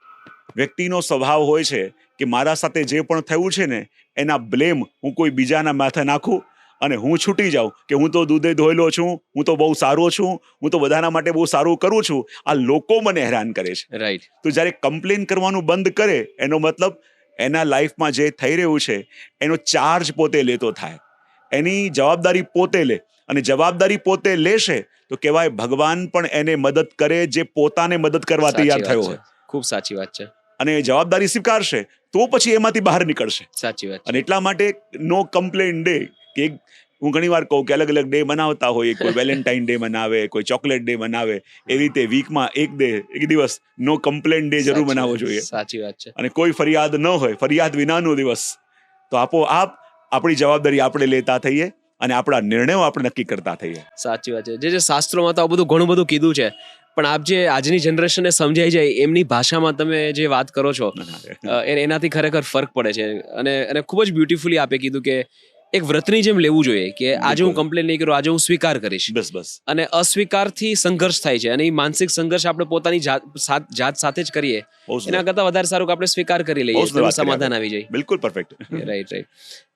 જે બીજો એક વિચાર મને ઘણા સમયથી આવે છે અને મારું ઓબ્ઝર્વેશન પણ રહ્યું છે કે કોરોના પછી દુનિયા થોડીક વધારે ટોક્સિક થઈ ગઈ હોય એવું લાગે છે. બિલકુલ. લોકોનો એકબીજા પ્રત્યેનો જે દ્વેષ ભાવ છે, ક્યારેક તિરસ્કારની ભાવનાથી લોકો એકબીજાને કોઈ કારણ વગર જોતા હોય. હા. નાની નાની વાતો પર ગુસ્સો આવી જવો, કાંઈ સહન ન કરી શકો, સહનશીલતા ઓછી થઈ જવી. તો આ બધું મને એવું લાગે છે કોરોના પછી થોડું વધી ગયું છે. સાચી જે વાત છે. આપનું શું માનવું છે? હા, આપણે કહીએ ને કે પહેલા પણ હતું પણ આ બધું છુપું હતું, પણ આ બધું કોરોના પછી પ્રગટ થવા લાગ્યું છે. હા. કોરોનામાં કહેવાય ને કે જે પરિવાર સાથે પણ વ્યક્તિ પહેલા સવારે જાય, સાંજે પાછો આવે, પણ 24 કલાક જોડે ને જોડે રહેવાનું થયું. હવે 24 કલાક જોડે ને જોડે બધાની સાથે રહેવાનું થયું તો પહેલા શોર્ટ ટાઈમ માટે રહેતો હતો, પણ 24 કલાક રહેવાનું થયું અને કહેવાય ને કે એના મુખાટા નીકળવા લાગ્યા. અને મુખોટા નીકળવા લાગ્યા એટલે જે અંદર હતું હવે છતું થવા લાગ્યું છે. સાચી વાત છે. કારણ કે વ્યક્તિ બદલાતો નથી, વ્યક્તિના મુખાટાઓ નીકળે છે. ઘણા લોકો કહે ને કે પેલો વ્યક્તિ બહુ સફળ થયો અને બદલાઈ ગયો. બદલાયો નહીં, ખાલી મુખોટો નીકળી ગયો સાચી છે. વાત છે. જેવો છે એવો દેખાણો. હા, જેવો છે એવો દેખાયો. રાઈટ. કારણ કે કહેવાય ને કે એક જૂના ચિંતક થયા, એ અરીસો વહેંચવા દુનિયામાં નીકળતા અને એમ કહેતા કે મારી પાસે 3 પ્રકારના અરીસા છે. બધા લોકો આવીને પૂછતા કયા પ્રકારના? બોલે પહેલો અરીસો એ છે કે જેમાં તમે જેવા છો એવા દેખાશો. બીજો અરીસો એવો છે જેમાં તમે જેવા દેખાવા માંગો છો એવા દેખાશો. અને ત્રીજા અરીસા એવા છે જેમાં લોકો તમને સમજે છે જેવા એવા દેખાશો. તો લોકો બીજા 2 પ્રકારના અરીસા લેવા તૈયાર થયા, પણ જેવા છીએ એવા દેખાઈએ એવા અરીસા લેવા કોઈ તૈયાર થતું નથી. અને એટલા માટે એને ખરેખર તમે જે વાત કરો છો એ ટોક્સિકનેસ વધી છે. અને વધી છે એટલા માટે કારણ કે આપણે કહીએ ને કે જ્યારે પરિસ્થિતિ સમાન છે અને દરેકના માટે એ પરિસ્થિતિ સમાન હતી, પણ એ પરિસ્થિતિમાં આપણે રિસ્પોન્ડ કેવી રીતે કરીએ છીએ ને એનો આધાર છે કે આપણે આગળ વધી રહ્યા છીએ કે પાછળ જઈ રહ્યા છીએ. કોરોના કાળની અંદર એક લોકો એવા હતા કે જે કમ્પ્લેન કરતા હતા કે કંઈ થયું નથી, બધું બંધ થઈ ગયું છે, દુનિયા આમ છે. અને કેટલાક લોકો હતા એ જ પરિસ્થિતિમાં નવું શીખતા હતા કે આ નવું કંઈક શીખવાનો સમય મળ્યો છે મને, જે મારા હોબીઝ હતી હું કરી શકતો નહોતો, એનો મને ક્વોલિટી ટાઈમ મળ્યો છે. અહીંયા ક્યાંય જવાનું નથી, કોઈને મળવાનું નથી. તો એક જ પરિસ્થિતિ યદી ખરાબ જ હોય તો દરેકને સમાન ફળ મળવું જોઈએ. પણ એ પરિસ્થિતિમાં જે લોકો બહુ ટોક્સિક થતા હતા, બહુ સફર કરતા હતા, એ જ પરિસ્થિતિમાં બીજા બધા લોકો પરિવાર સાથે એન્જોય પણ કરતા હતા. સાચી વાત છે. તો પરિસ્થિતિ ક્યારે આપણને બદલતી નથી, એને રિસ્પોન્ડ કેવી રીતે કરીએ ને એને આધારે પરિસ્થિતિ પોઝિટિવ છે કે નેગેટિવ છે એ નિર્ધારણ થાય છે. જે એવું કહેવાય કે સ્પિરિચ્યુઅલિટીમાં લગભગ આપણા જીવનના લગતા બધા પ્રશ્નોના જવાબો છે અને લોકોને ખબર છે કે સ્પિરિચ્યુઅલિટીમાં શું પાવર છે. આખી દુનિયામાં અત્યારે ઇવન બહારના લોકો વેસ્ટર્ન વર્લ્ડમાં પણ, કારણ કે ત્યાં ધાર્મિકતા જેવું બહુ ઓછું થઈ ગયું છે, લોકો ચર્ચ નથી જતા, ચર્ચ વેચાવા માંડ્યા છે, રાઈટ? તો લોકોને સ્પિરિચ્યુઅલિટી જોઈએ તો લોકો ભારત તરફ આવે છે. હવે આપણે તો ભારતમાં જ રહીએ છીએ અને આપણને ખબર છે સ્પિરિચ્યુઅલિટીમાં પાવર છે, પણ સ્પિરિચ્યુઅલિટી ઇઝ ઓલ્સો કમિટમેન્ટ. કે તમારે આધ્યાત્મિક થવું હોય, આધ્યાત્મ તરફ નજદીક જવું હોય તો તમારે ઘણી બધી વસ્તુઓ કરવી પડે. એ કમિટમેન્ટથી લોકો ઘણીવાર ડરે છે કે હું ન કરી શક્યો તો, હું વચ્ચેથી મેં મૂકી દીધું તો, હું આ ક્રમ કન્ટિન્યુ ન કરી શક્યો તો એ ડરને કારણે લોકો ક્યારેક સ્પિરિચ્યુઅલિટીથી નજીક નથી જઈ શકતા. તો પ્રેક્ટિકલ જીવનમાં સ્પિરિચ્યુઅલ કેવી રીતે બનવું? હા, આપણે કહીએ ને કે વ્યક્તિ સ્પિરિચ્યુઅલ થવું એટલે પોતાની આત્મા તરફ, પોતાના ઓરિજિન તરફ પાછા જવું. આજે આપણો જે સ્વભાવ છે ને એ સ્વભાવ નથી, બીજાનો પ્રભાવ આપણે ઉડેલો છે. આપણે જેવા છીએ એવા દેખાવા નથી માંગતું, પણ બીજા કોઈ સફળ વ્યક્તિ શું કરે છે આપણે એવી રીતે પોતાને પ્રિટેન્ડ કરવું છે. અને આ નકલી લાઈફ જીતા જીતા વ્યક્તિ સ્ટ્રેસફુલ થઈ જાય છે. નકલી લાઈફ જીતા જીતા વ્યક્તિ થાકે છે. ત્યારે એને લાગે છે કે ના, હવે દુનિયાને જેવું ગમે મારે એવું બની એની પાસે જવું નથી, મારે જેવું છું એવું બનીને રહેવું છે અને એવા લોકોની પ્રતીક્ષા કરવી છે કે જેને હું જેવો છું એવો ગમું અને હું જેવો છું એવો મને સ્વીકાર કરે. તો આ સ્પિરિચ્યુઆલિટી તરફ આપણે કહીએ કે વ્યક્તિ જવાનો પ્રયત્ન કરે તો એમાં એને ક્યાંય જવાની જરૂર પણ નથી. કદાચ ક્યાંય જતો ન હોય, એ ઘરમાં જ્યાં છે ત્યાં કમથી કમ સૌથી પહેલા 1 કલાક એ ખાલી પોતાની સાથે વ્યતીત કરે. અને પોતાની સાથે વ્યતીત કરે, બીજું કંઈ ન થાય, ખાલી આંખો બંધ કરીને એક ટેબલ પર બેસે, ખુરશી પર બેસે, નીચે આસન પાથરીને નીચે બેસે અને ખાલી પોતાના શ્વાસને ઓબ્ઝર્વ કરે. કારણ કે શ્વાસ જ્યારે લઈએ છે, માણસનો જન્મ થયો, પહેલી ક્રિયા આપણે કરી કે જે શ્વાસ લેવાની, અને જ્યારે મૃત્યુ થશે છેલ્લું કાર્ય આપણે કરીશું શ્વાસને છોડવાનું. તો આ શ્વાસની વચ્ચે માણસનું જીવન છે. અને આ એક જ એવી ક્રિયા છે કે જે વ્યક્તિ એફર્ટલેસ કરે છે અને આ કરીને ક્યારે થાકતો નથી. સાચી વાત છે. તો જે થઈ રહ્યું છે ને એને ખાલી ઓબ્ઝર્વ કરે અને વિચાર કરે કે હું આ જે શ્વાસ લઉં છું એમાં ડુઅર નથી, કોઈ શક્તિ આ કરાવી રહી છે. જો હું ડુઅર હોત તો હું થાકત. તો આ જે બની રહ્યું છે ને હું ખાલી એનો વિટનેસ છું.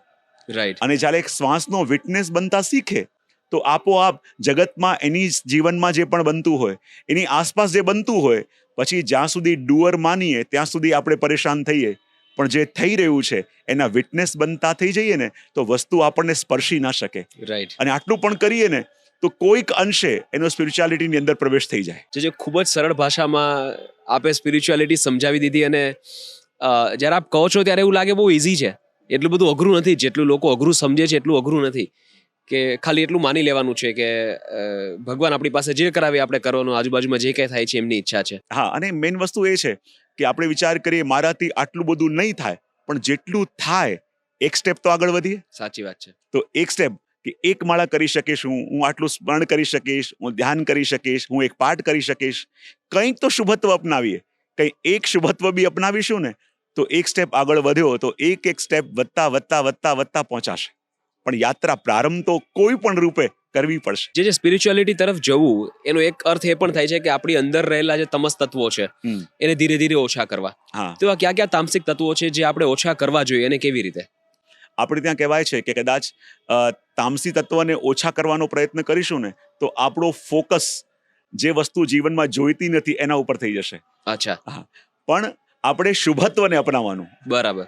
અને શુભત્વને અપનાવીશું કે મારે આ સારી વસ્તુ અપનાવી છે, મારે આ સારું ગુણ અપનાવવાનું છે, તો આપણું લાઈફનું ફોકસ શુભત્વ તરફ જશે. અને કહેવાય ને કે જે આ જીવનની સમસ્યા સૌથી મોટી શું છે કે આપણને જે જોઈતું નથી ને આપણે એના ઉપર ફોકસ વધારે કરીએ છીએ, અને જે જોઈતું હોય છે એના ઉપર ફોકસ ઓછું રહે છે. સાચી વાત. તો લાઈફમાં આપણે ક્યાં જઈ રહ્યા છીએ એનું મૂળ આધાર છે આપણું ફોકસ કોની ઉપર છે. તો શું શુભત્વ આપણે અપનાવવું છે એ નક્કી કરીએ કે મારે આ સારી એક હેબિટ મારે જીવનમાં અપનાવી છે, હું यदि આ નથી કરતો તો આ એક વસ્તુ એટલીસ્ટ મારે કરવી છે. ઘરથી બહાર જ્યારે જાઉં ત્યારે બધાને જય શ્રી કૃષ્ણ કહીને જવું છે. ઘરની અંદર આવું તો જ્યાં પ્રભુ બિરાજતા હોય કમથી કમ દંડવત કરીને વંદન કરીને મારે આવવું છે. આટલું શુભત્વ પણ એ અપનાવશે ને તો આ એક ચિંગારી ક્યારે આગ બની જશે એને ખબર નહીં પડે. જે આપે સ્પિરિચ્યુઆલિટીને પ્રેક્ટિકલ જીવનમાં કેવી રીતે કેળવી શકાય એ ખૂબ જ સહજતાથી સમજાવ્યું. અને એક રીતે જોઈએ તો જે રીતે આપે કહ્યું એમ એટલું બધું અઘરું પણ નથી. ખાલી રાઈટ વસ્તુ પર ફોકસ આપણે કરવાનું છે, શુભત્વ પર ફોકસ કરવાનું છે. તામસી તત્વો વિશે વિચારવું પણ ન જોઈએ, જે રીતે આપે કહ્યું એમ જાતે જાતે ઓછા થઈ જશે અગર આપણે શુભત્વ અપનાવતા જઈએ. ત્યાં ફોકસ જશે ને પછી લાગશે કે હું તો યોગ્ય છું જ નહીં, મારી અંદર તો ક્યારે યોગ્યતા આવશે જ નહીં, સાચી વાત, હું તો કરી જ નહીં શકું. સાચી વાત. પણ શુભત્વ એ પ્રભુના ગુણો છે. સાચી વાત. અને શુભત્વના ગુણો ઉપર આપણે ફોકસ કરીશું તો લાગશે કે ના હવે આ ધીમે ધીમે મારો સ્વભાવ બદલાઈ રહ્યો છે. સાચી વાત છે. ધીમે ધીમે પહેલા હું બહુ જલ્દી ગુસ્સે થઈ જતો પણ હવે પોતાની જાત પર કંટ્રોલ કરી શકું છું. આ બધા પરિણામ દેખાશે ને ત્યારે એને લાગશે કે ના હું આપણા પથ પર ચાલી શકું. સાચી વાત છે. જે થોડું એક ટોપિક ડાયગ્રેસ કરું છું, જે રીતે આપે કહ્યું કે શુભત્વનો પાવર શું છે. તો જ્યારે હું 11th સ્ટાન્ડર્ડમાં હતો, 11thમાંથી 12th સ્ટાન્ડર્ડમાં જતો હતો, એ સમય દરમિયાન મારી પાસે કમ્પ્યુટર આવ્યું અને એ સમય દરમિયાન હું મહાભારતની સીડીઓ લઈ આવ્યો જે હું મારા કમ્પ્યુટરમાં જોઈ શકતો. અને વચ્ચે મને થોડો સમય ફ્રી મળ્યો હતો 2-3 વીકનો, તો એમાં હું મહાભારતના એપિસોડ્સ રિપીટ કરીને જોતો ને હવે એ ઉંમર એવી આવી ગઈ હતી કિશોરાવસ્થા કે જ્યાં વસ્તુ સમજાવવા માંડે. નાના હોય ત્યારે ચમત્કારો માટે આપણે જોતા હોય પણ થોડું ઘણું સમજાવવા માંડે. જે ખાલી જોવાથી, ખાલી જોવા માત્રથી મારા અંદર એવા ચેન્જીસ આવ્યા કે પેલા તો હું મારા ગુરુઓનું અપમાન ક્યારેય સહન નહીં કરું.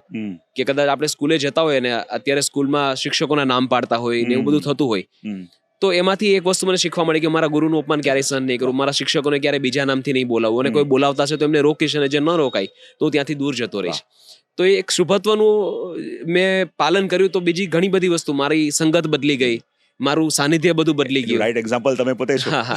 તો એનાથી ખરેખર બહુ ફરક પડે છે. બિલકુલ. જે આપણે નાથદ્વારાની પવિત્ર જગ્યામાં બેઠા છીએ, પાછળ સરસ મજાનું ભજન કીર્તન ચાલે છે અને થોડી હવે પુષ્ટિ સંપ્રદાય વિશે પણ વાત કરીએ. તો પેલા તો એ આપણે જાણીએ કે નાથ દ્વારાનું પુષ્ટિ સંપ્રદાયમાં મહત્વ શું છે અને શ્રીનાથજી ભગવાનનું અહીં આગમન કેવી રીતે થયું. હા, શ્રીનાથજીનું પ્રાગટ્ય વ્રજમાં જતીપુરામાં શ્રી ગિરિરાજજીમાંથી થયું. પણ ઘણા લોકો આ વાર્તા જાણે છે અને આ કથા પણ જાણે છે કે શ્રીનાથજી ગિરિરાજજીમાંથી પ્રગટ્યા, પણ આપણે એ જોઈએ કે ગિરિરાજજીમાં આવ્યા ક્યાંથી અને આ શ્રીનાથજીનું સ્વરૂપ પ્રગટ્યું ક્યાંથી, શું કોઈ આને ઘડ્યું છે, આ ક્યાંથી આવ્યું. તો આપણે ત્યાં કહેવાય કે ભાગવતની અંદર કથા આવે છે કે જ્યારે અક્રૂરજી પ્રભુને લેવા માટે વ્રજમાં આવ્યા અને ત્યારે પ્રભુને ખબર પડી ગઈ કે હવે યશોદાજીને નંદબાવાને મારે છોડીને હંમેશા માટે જવું પડશે.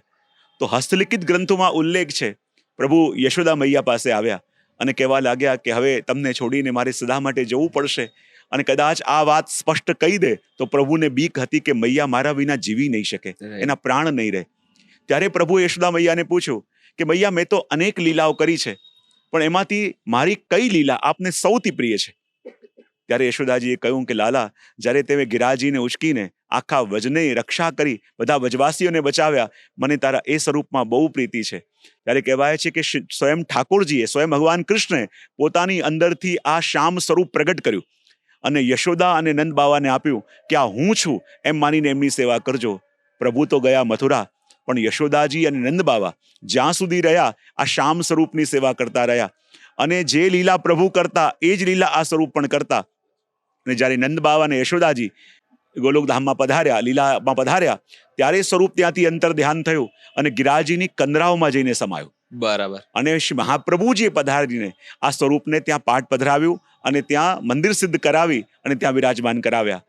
પછી જ્યારે યવનોનો ઉપદ્રવ થયો, મંદિરો ત્યાં તોડવા લાગ્યા, અને ત્યારે શ્રીનાથજી પ્રભુને ત્યાંથી પધરાવી અહીંયા મેવાડમાં, અહીંયા નાથદ્વારામાં પધરાવવામાં આવ્યા. બરાબર. અને ત્યારથી શ્રીનાથજી બાબા અહીંયા બિરાજે છે અને બિરાજી અને બધા જીવોના મનોરથોને પૂરા કરે છે. જે આપણે નાથદ્વારામાં ફરીએ તો નાથદ્વારાના ખૂણે ખૂણામાંથી પુષ્ટિ સંપ્રદાયની સંસ્કૃતિની સુગંધ આવે. અહીંયાના ચિત્રો જોઈએ, અહીંયાની વાનગીઓ, વાનગીની સુગંધો, લોકોની ભાષામાં લોકોના મુખે વસતા કીર્તનો, બધું સાંભળીએ એટલે આપણને કોઈ એક અલગ સંસ્કૃતિમાં લઈ જાય અને એનો એક અનેરો આનંદ છે. તો પુષ્ટિ માર્ગની સંસ્કૃતિ વિશે થોડી જે આપણે વાત કરીએ કે શું મહત્વના પાસાઓ છે આપણી સંસ્કૃતિના. કારણ કે શ્રી ગુસાઈજી પ્રભુચરણ, શ્રી વિઠ્ઠલનાથજી, શ્રી મહાપ્રભુજીના દ્વિતીય લાલજી, એમણે એ સમયમાં જેટલી પણ કલાઓ હતી ને એ બધી કલાઓને ઠાકોરજીની સેવામાં જોડી દીધી. અને અહીંયા સુધી કહું કે અમારા પ્રભુ કૃષ્ણ સ્વયં શ્રીનાથજી એ તો રસિક શિરોમણી છે, અને એને લાડ પણ એ લડાવી શકે કે જેની અંદર પોતાને કઈ કલા હશે, કઈ રસ હશે. સાચી વાત છે. કહેવાય કે એમની પાસે 3 વૈષ્ણવ આવ્યા હતા કે અમારે ઠાકોરજીની સેવા કરવી છે. તો આપે પહેલા વૈષ્ણવને પૂછ્યું, તને કોઈ શોખ છે? બોલે, મને ગાવાનો બહુ શોખ છે. બોલે, હું તને ઠાકોરજીની સેવા પધરાવીશ. બીજાને પૂછ્યું, તને કોઈ શોખ છે? બોલે, મને અત્તરનો બહુ શોખ છે. બોલે, હું તને ઠાકોરજીની સેવા પધરાવીશ. ત્રીજાને પૂછ્યું, તને કોઈ શોખ છે? બોલે, મને કોઈ શોખ નથી, સેવા કરવી છે. ત્યારે ગુસાઈજી કહું, મારા પ્રભુ, તારે ત્યાં આનંદ નહીં આવે, કારણ કે અમારા પ્રભુ તો રસિક શિરોમણી છે, અને તને કઈ રસ હશે, તને પોતાને કઈ શોખ હશે, તો એ કલાનો વિનિયોગ તું ઠાકોરજીમાં કરીશ. તું પોતે રસહીન છું, તો એ રસો વૈશ્યને તું કેવી રીતે રીઝવીશ? તો એ સમયમાં જે ચિત્રકલા, એક સમયનું ઉત્તમમાં ઉત્તમ સંગીત, જેને આપણે ત્યાં હવેલી સંગીતના નામથી જાણવામાં આવે છે, અને એ સમયે અષ્ટછાપ કીર્તનકાર, એ અષ્ટછાપની સ્થાપના શ્રી ગુસાઈજીએ કરી. અને અષ્ટાયામના જે દર્શન હોય એમાં એક સખા, સુરદાસ, કુંભનદાસ, પરમાનદાસ, કૃષ્ણદાસ અધિકારી, 4 સેવક મહાપ્રભુજીના, 4 સેવક ગુસાઈજીના, કે જે સન્મુખ કીર્તન કરતા.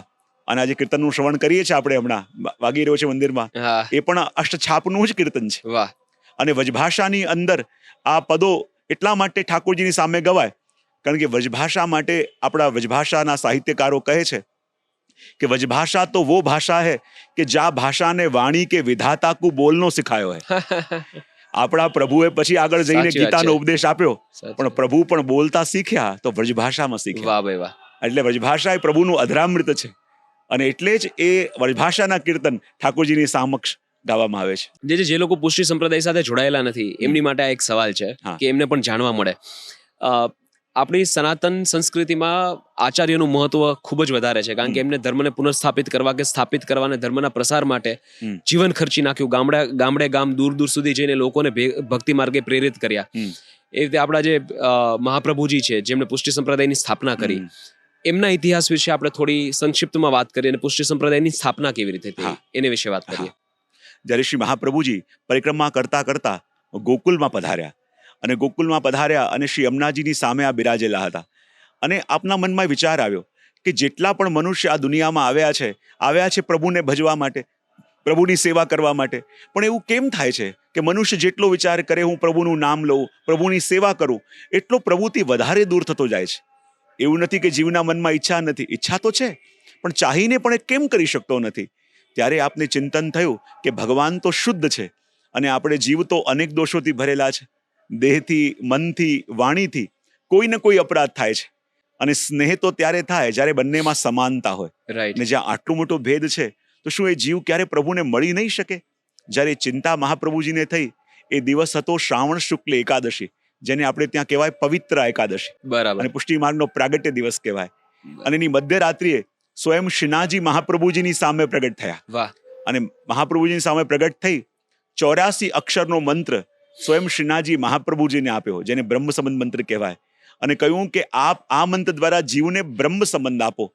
ચાહે કેવો પણ જીવ કેમ ના હોય, આપ એને મારા શરણે સોંપશો તો જેવી રીતે ગંગાજીના અંદર અનેક પ્રકારનું જલ મળે, કેમિકલનું પણ હોય, ફેક્ટરીનું પણ હોય, પણ એકવાર ગંગાજીમાં મળી જાય પછી આપણે એમ નથી કહેતા કેમિકલનું જલ છે, આપણે કહીએ ગંગા છે.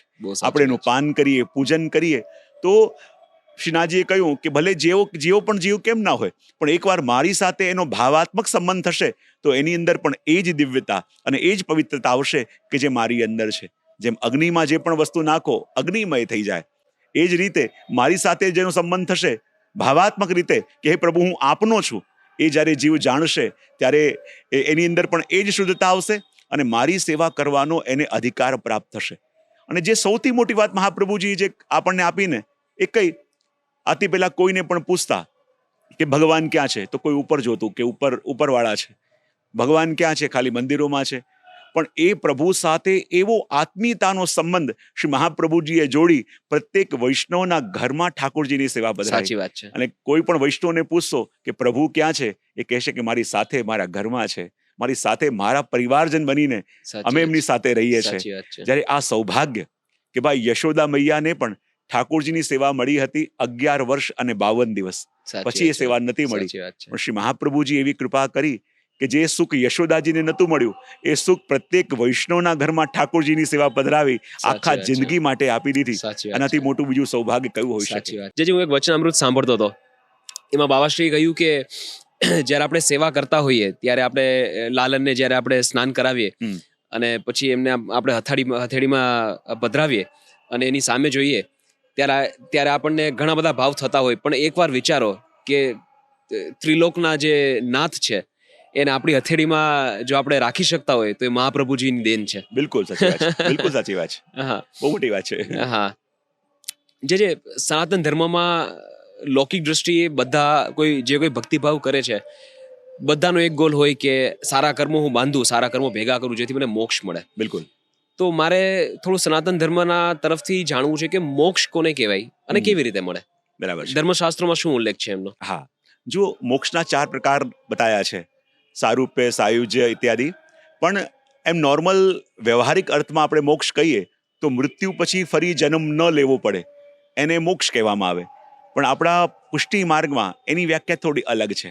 આપણે એમ કહીએ છીએ કે વૈષ્ણવ એમ કહે છે કે પ્રભુ એક જન્મ પણ અમને આપની સેવામાં ઓછો લાગે છે. અમે તો એમ કહીએ કે વારે વારે જન્મ આપો પણ શરત એક, આપની સેવા આપો. સાચી વાત છે. અને એટલે જ્યારે આપણે ત્યાં ઠાકોરજીની આરતી થાય તો પેલા 4 મુઠિયા વારવામાં આવે. એ 4 મુઠિયા શું છે? એ 4 મુક્તિના પ્રકાર છે. 4 મુક્તિ વારીને પ્રભુની ઉપરથી ફેંકીએ છીએ. પણ આપણે સનાતન ધર્મની અંદર જે મોક્ષની વ્યાખ્યા છે, તો કેટલાક લોકો કહે કે મર્યા પછી મોક્ષ મળ્યો છે કે નથી મળ્યો એ આપણને ક્યાંથી ખબર પડશે? તો આ જીવતે જીવતા પણ મોક્ષની અવસ્થાનો અનુભવ શું કરી શકાય? તો આપણા આચાર્યો કહ્યું કે હા, જીવતે જીવતા પણ માણસ એ મોક્ષનો અનુભવ કરી શકે. બોલે કેવી રીતે? તો મોક્ષનો એક પર્યાયવાચી શબ્દ છે અપવર્ગ. અપવર્ગ એ સંસ્કૃતમાં મોક્ષનો પર્યાયવાચી શબ્દ કહેવાય. તો કે જેના અંદરથી પ વર્ગ ચાલ્યો જાય એ જીવતે જીવ મોક્ષનો અનુભવ કરે છે. અને અપવર્ગ એટલે શું?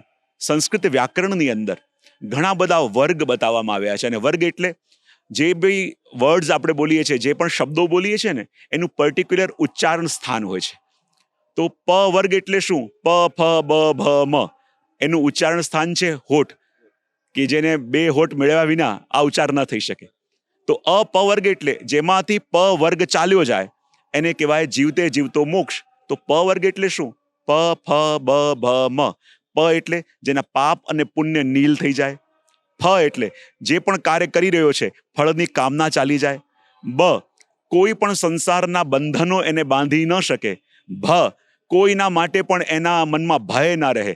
અને મ કોઈના માટે પણ મમતા ન રહે. તો એ જીવતે જીવતા મોક્ષનો અનુભવ કરી રહ્યો છે. પણ ત્યાં આપણને પ્રશ્ન થાય કે જીવતે જીવતો મોક્ષ કેવી રીતે? કારણ કે એ તો હજી જીવે છે.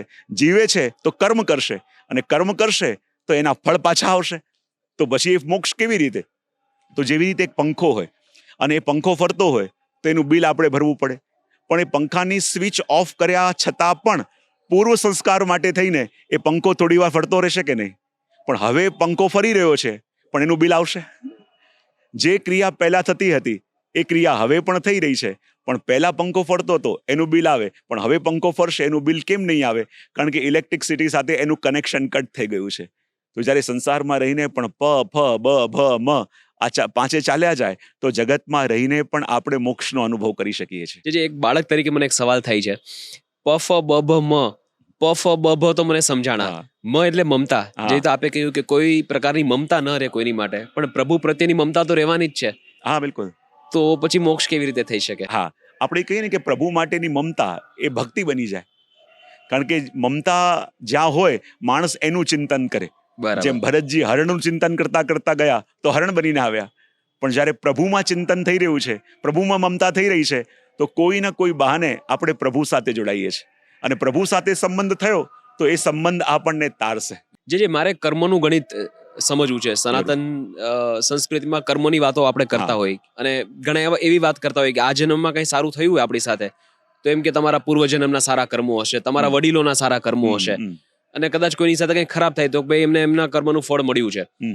તો કર્મનું ગણિત મને બહુ કોમ્પ્લિકેટેડ લાગે કે આપણા વડીલોના કર્મોનો લાભ પણ આપણને મળે, આપણા કર્મનો લાભ આપણને કદાચ અત્યારે મળે, કદાચ આવતા જન્મમાં મળે, અને ક્યારેક એમ થાય કે કર્મને કારણે લોકો દુઃખી પણ થાય. તો શું હોય છે કર્મનું ગણિત? ક્યારે કોને કેવી રીતે કર્મ ભોગવવા પડે?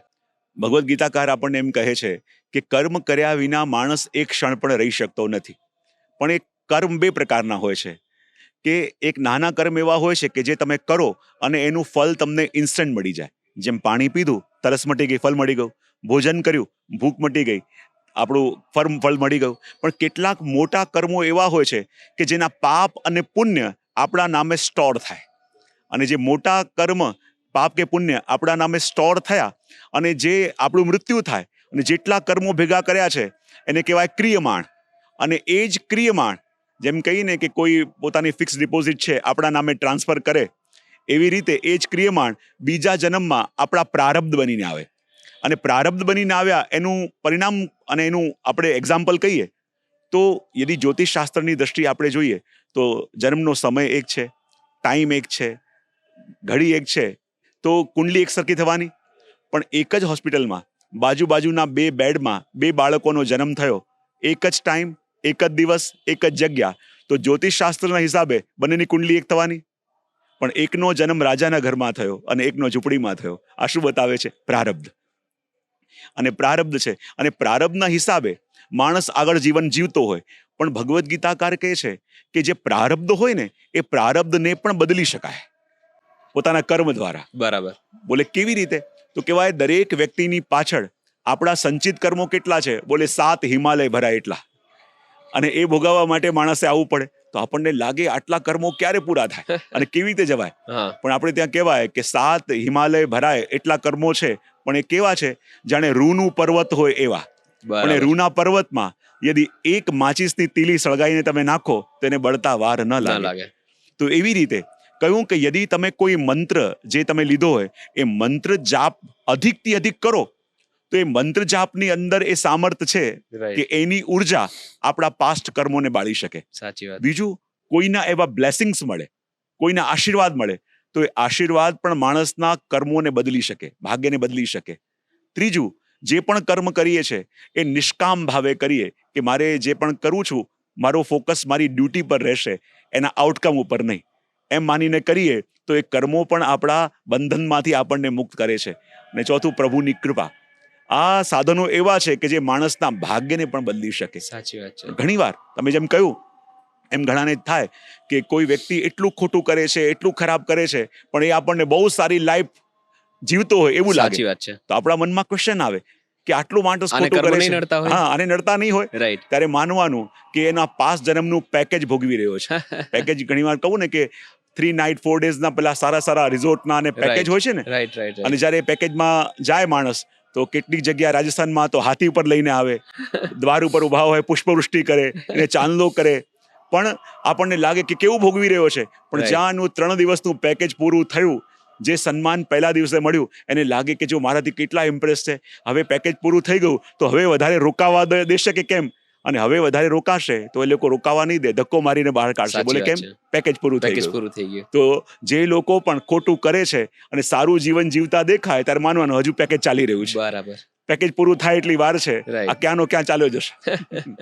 એટલે સારા કર્મો ભેગા કરવાનું ક્યારેય અટકાવવું ન જોઈએ. બિલકુલ. જેમ બને નિષ્કામ કર્મો, ઉત્તમ કર્મો, અને આપણાથી જેટલું બને એટલું કંઈક લોકો માટે સારું કરતા રહેવું જોઈએ. જે હવે થોડું ડિસ્કશન આપણે શ્રીમદ ભગવદ્ ગીતા ઉપર કરીએ.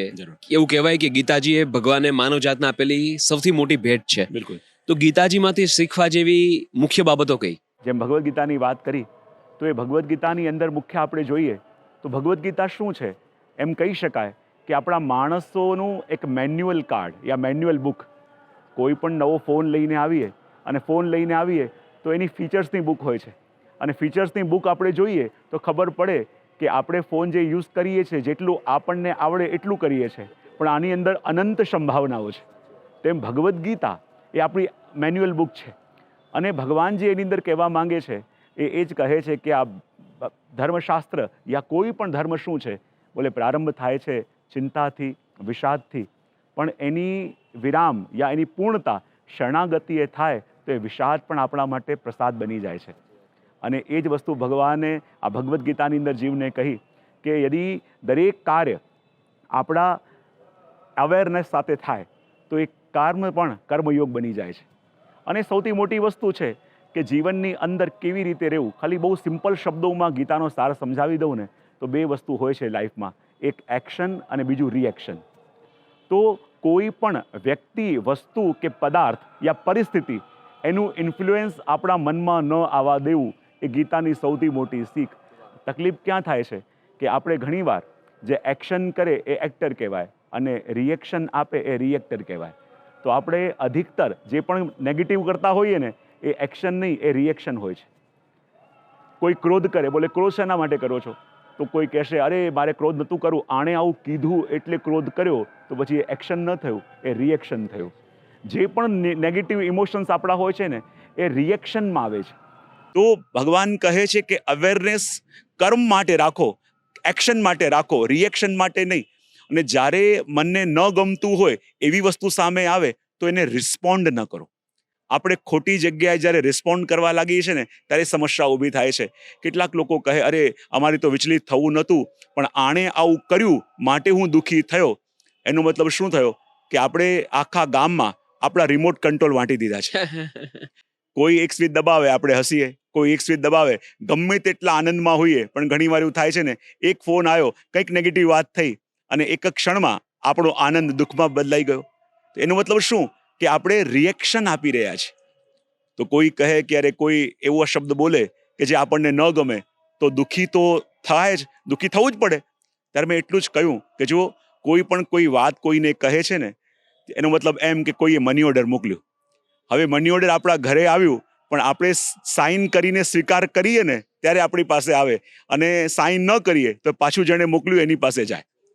તો જ્યારે કોઈએ કંઈક વસ્તુ કહી એ વખતે આપણી પાસે બે ચોઈસ હતા કે આ સાંભળીને મારે દુઃખી થવું છે, અને બીજી ચોઈસ હતી કે આ સાંભળીને મારે રિએક્ટ કરવું નથી. પણ એ બંનેમાંથી હંમેશા આપણે ચૂઝ શું કરીએ છીએ કે મારે દુઃખી થવું છે. આપણે કોઈની વસ્તુ પાછી મોકલતા નથી. તો ભગવાન ગીતાજીની અંદર એ જ કહે છે કે આપણી ઈચ્છા પ્રમાણે ક્યારે પણ પરિસ્થિતિઓ બદલાવાની નથી. આપણી ઈચ્છા પ્રમાણે ક્યારે પણ વ્યક્તિઓ આપણી સાથે બિહેવ કરવાના નથી. પણ આપણે કેવી રીતે કોઈ પણ વસ્તુને આપણા મનને સ્પર્શવા ન દઈએ અને કેવી રીતે એક્શનમાં ધ્યાન આપીએ, રિએક્શનમાં બિઝી ન થઈ જઈએ. આપણે ઘણીવાર રિએક્શન્સ આપવામાં એટલા બધા બિઝી થઈ જઈએ છીએ, પણ એક વસ્તુ ભૂલી જઈએ છીએ કે જે માનવાનો નથી એને સમજાવવામાં ટાઈમ બગાડવો ના જોઈએ, અને જે સાચા અર્થમાં આપણા છે એને સમજાવવાની જરૂર નથી. તો અનનેસેસરી જે આપણે ટાઈમ વેસ્ટ કરીએ છીએ અને એમાં જે કરવાનું છે કરી શકતા નથી. આ સારને સમજી જઈએ ને તો ભગવદ્ ગીતાનું ઘણું બધું આપણને સમજાઈ જાય. સાચી વાત છે. જે આપે ફરીથી એકવાર એકદમ સરળ કરી દીધું અમારી માટે સમજવું કે જે વસ્તુ આપણા કંટ્રોલમાં નથી એને કંટ્રોલ કરવાનો પ્રયત્ન પણ વ્યર્થ ન કરવો જોઈએ.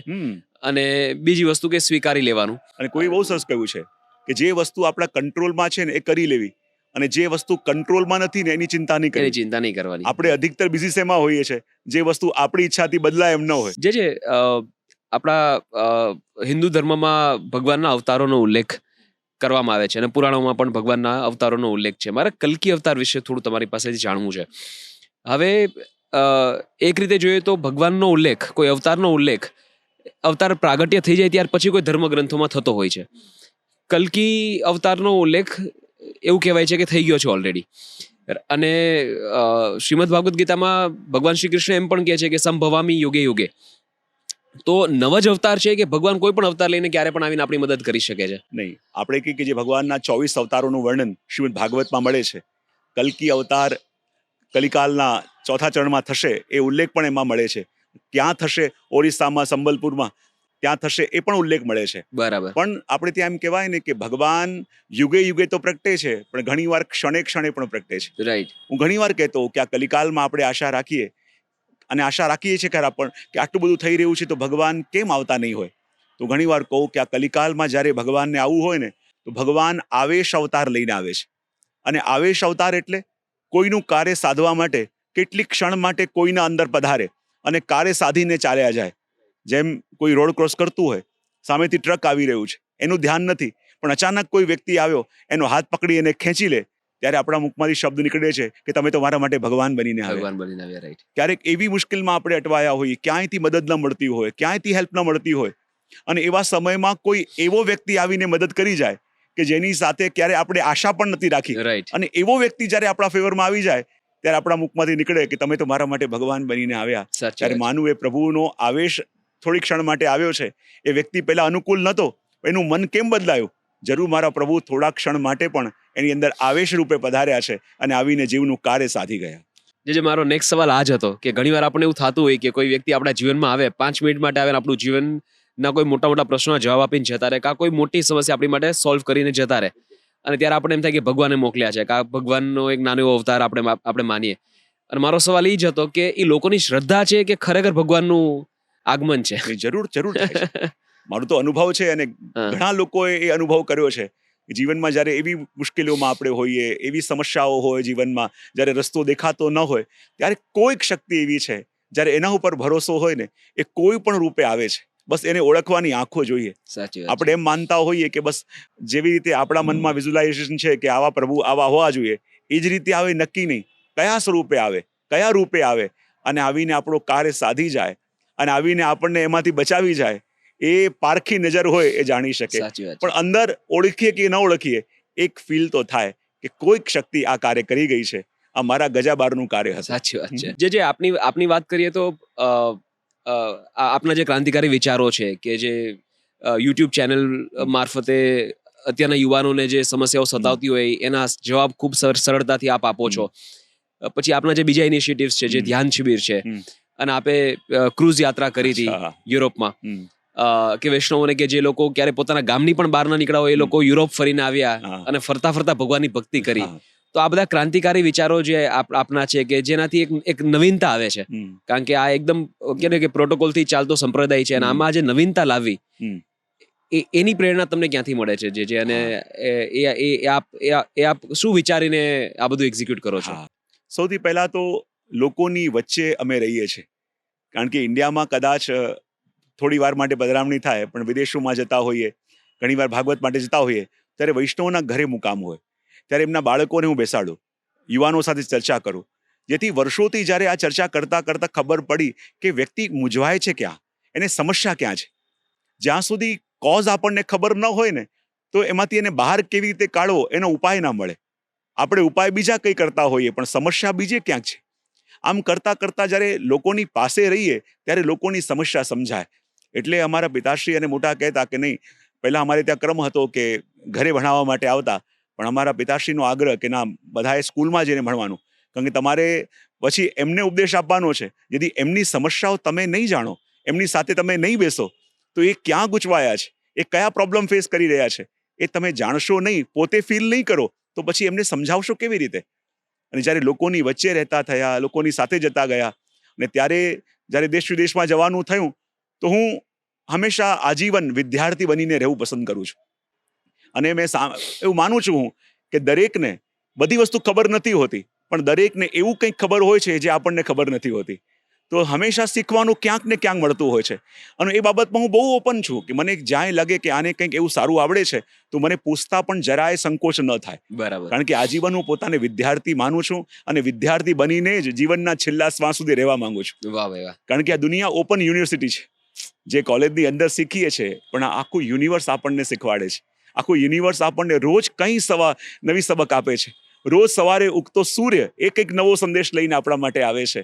જ્યારે એને આપણે કનેક્ટ કરવા લાગીએ અને એની સાથે એ શીખવા લાગીએ જે યુનિવર્સ શીખવાડે છે, તો સાચા અર્થમાં આ દુનિયાને શેની જરૂર છે અને શું કરીશું તો આપણે એને વધારે પ્રભુ પ્રત્યે લઈ જઈ શકીશું.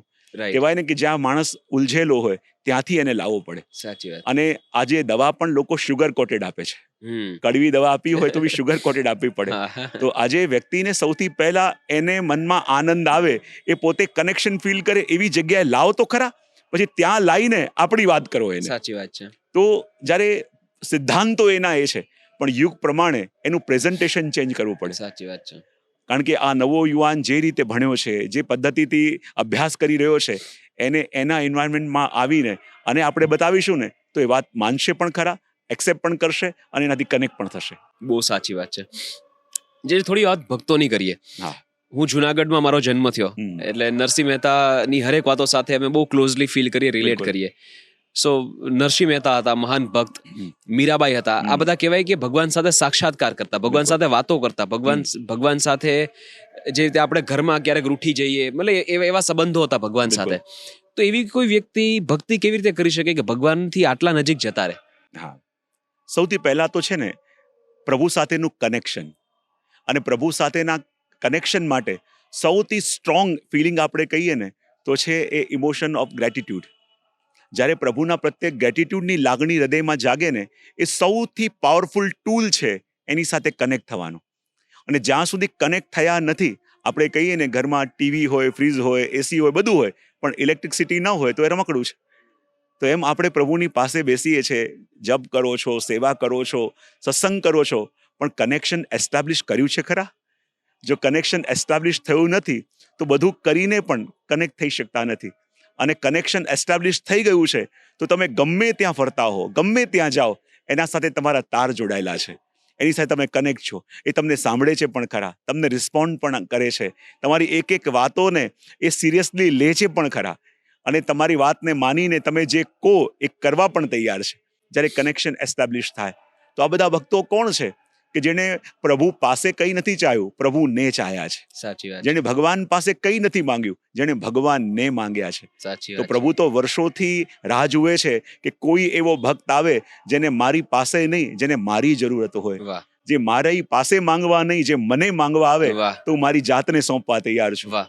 અને એવા કોઈ વિરલા જ ભક્તો હોય છે કે જે પ્રભુ પાસે આવી પ્રભુ પણ માંગવાનું કહે ને તો પ્રભુ પાસે પણ પ્રભુનું સુખ માંગે કે બસ પ્રભુ આપ વાહ. સદા પ્રસન્ન રહો, આપ સદા હસતા રહો, વાહ. એનાથી વધીને અમને કંઈ ના જોઈએ. તો વાહ. પ્રભુને લાગે જેની મારા સિવાય કંઈ જોઈતું નથી તો મારી પાસે હવે હું જ છું, હું જ પોતાની જાતને એને આપી દઉં છું.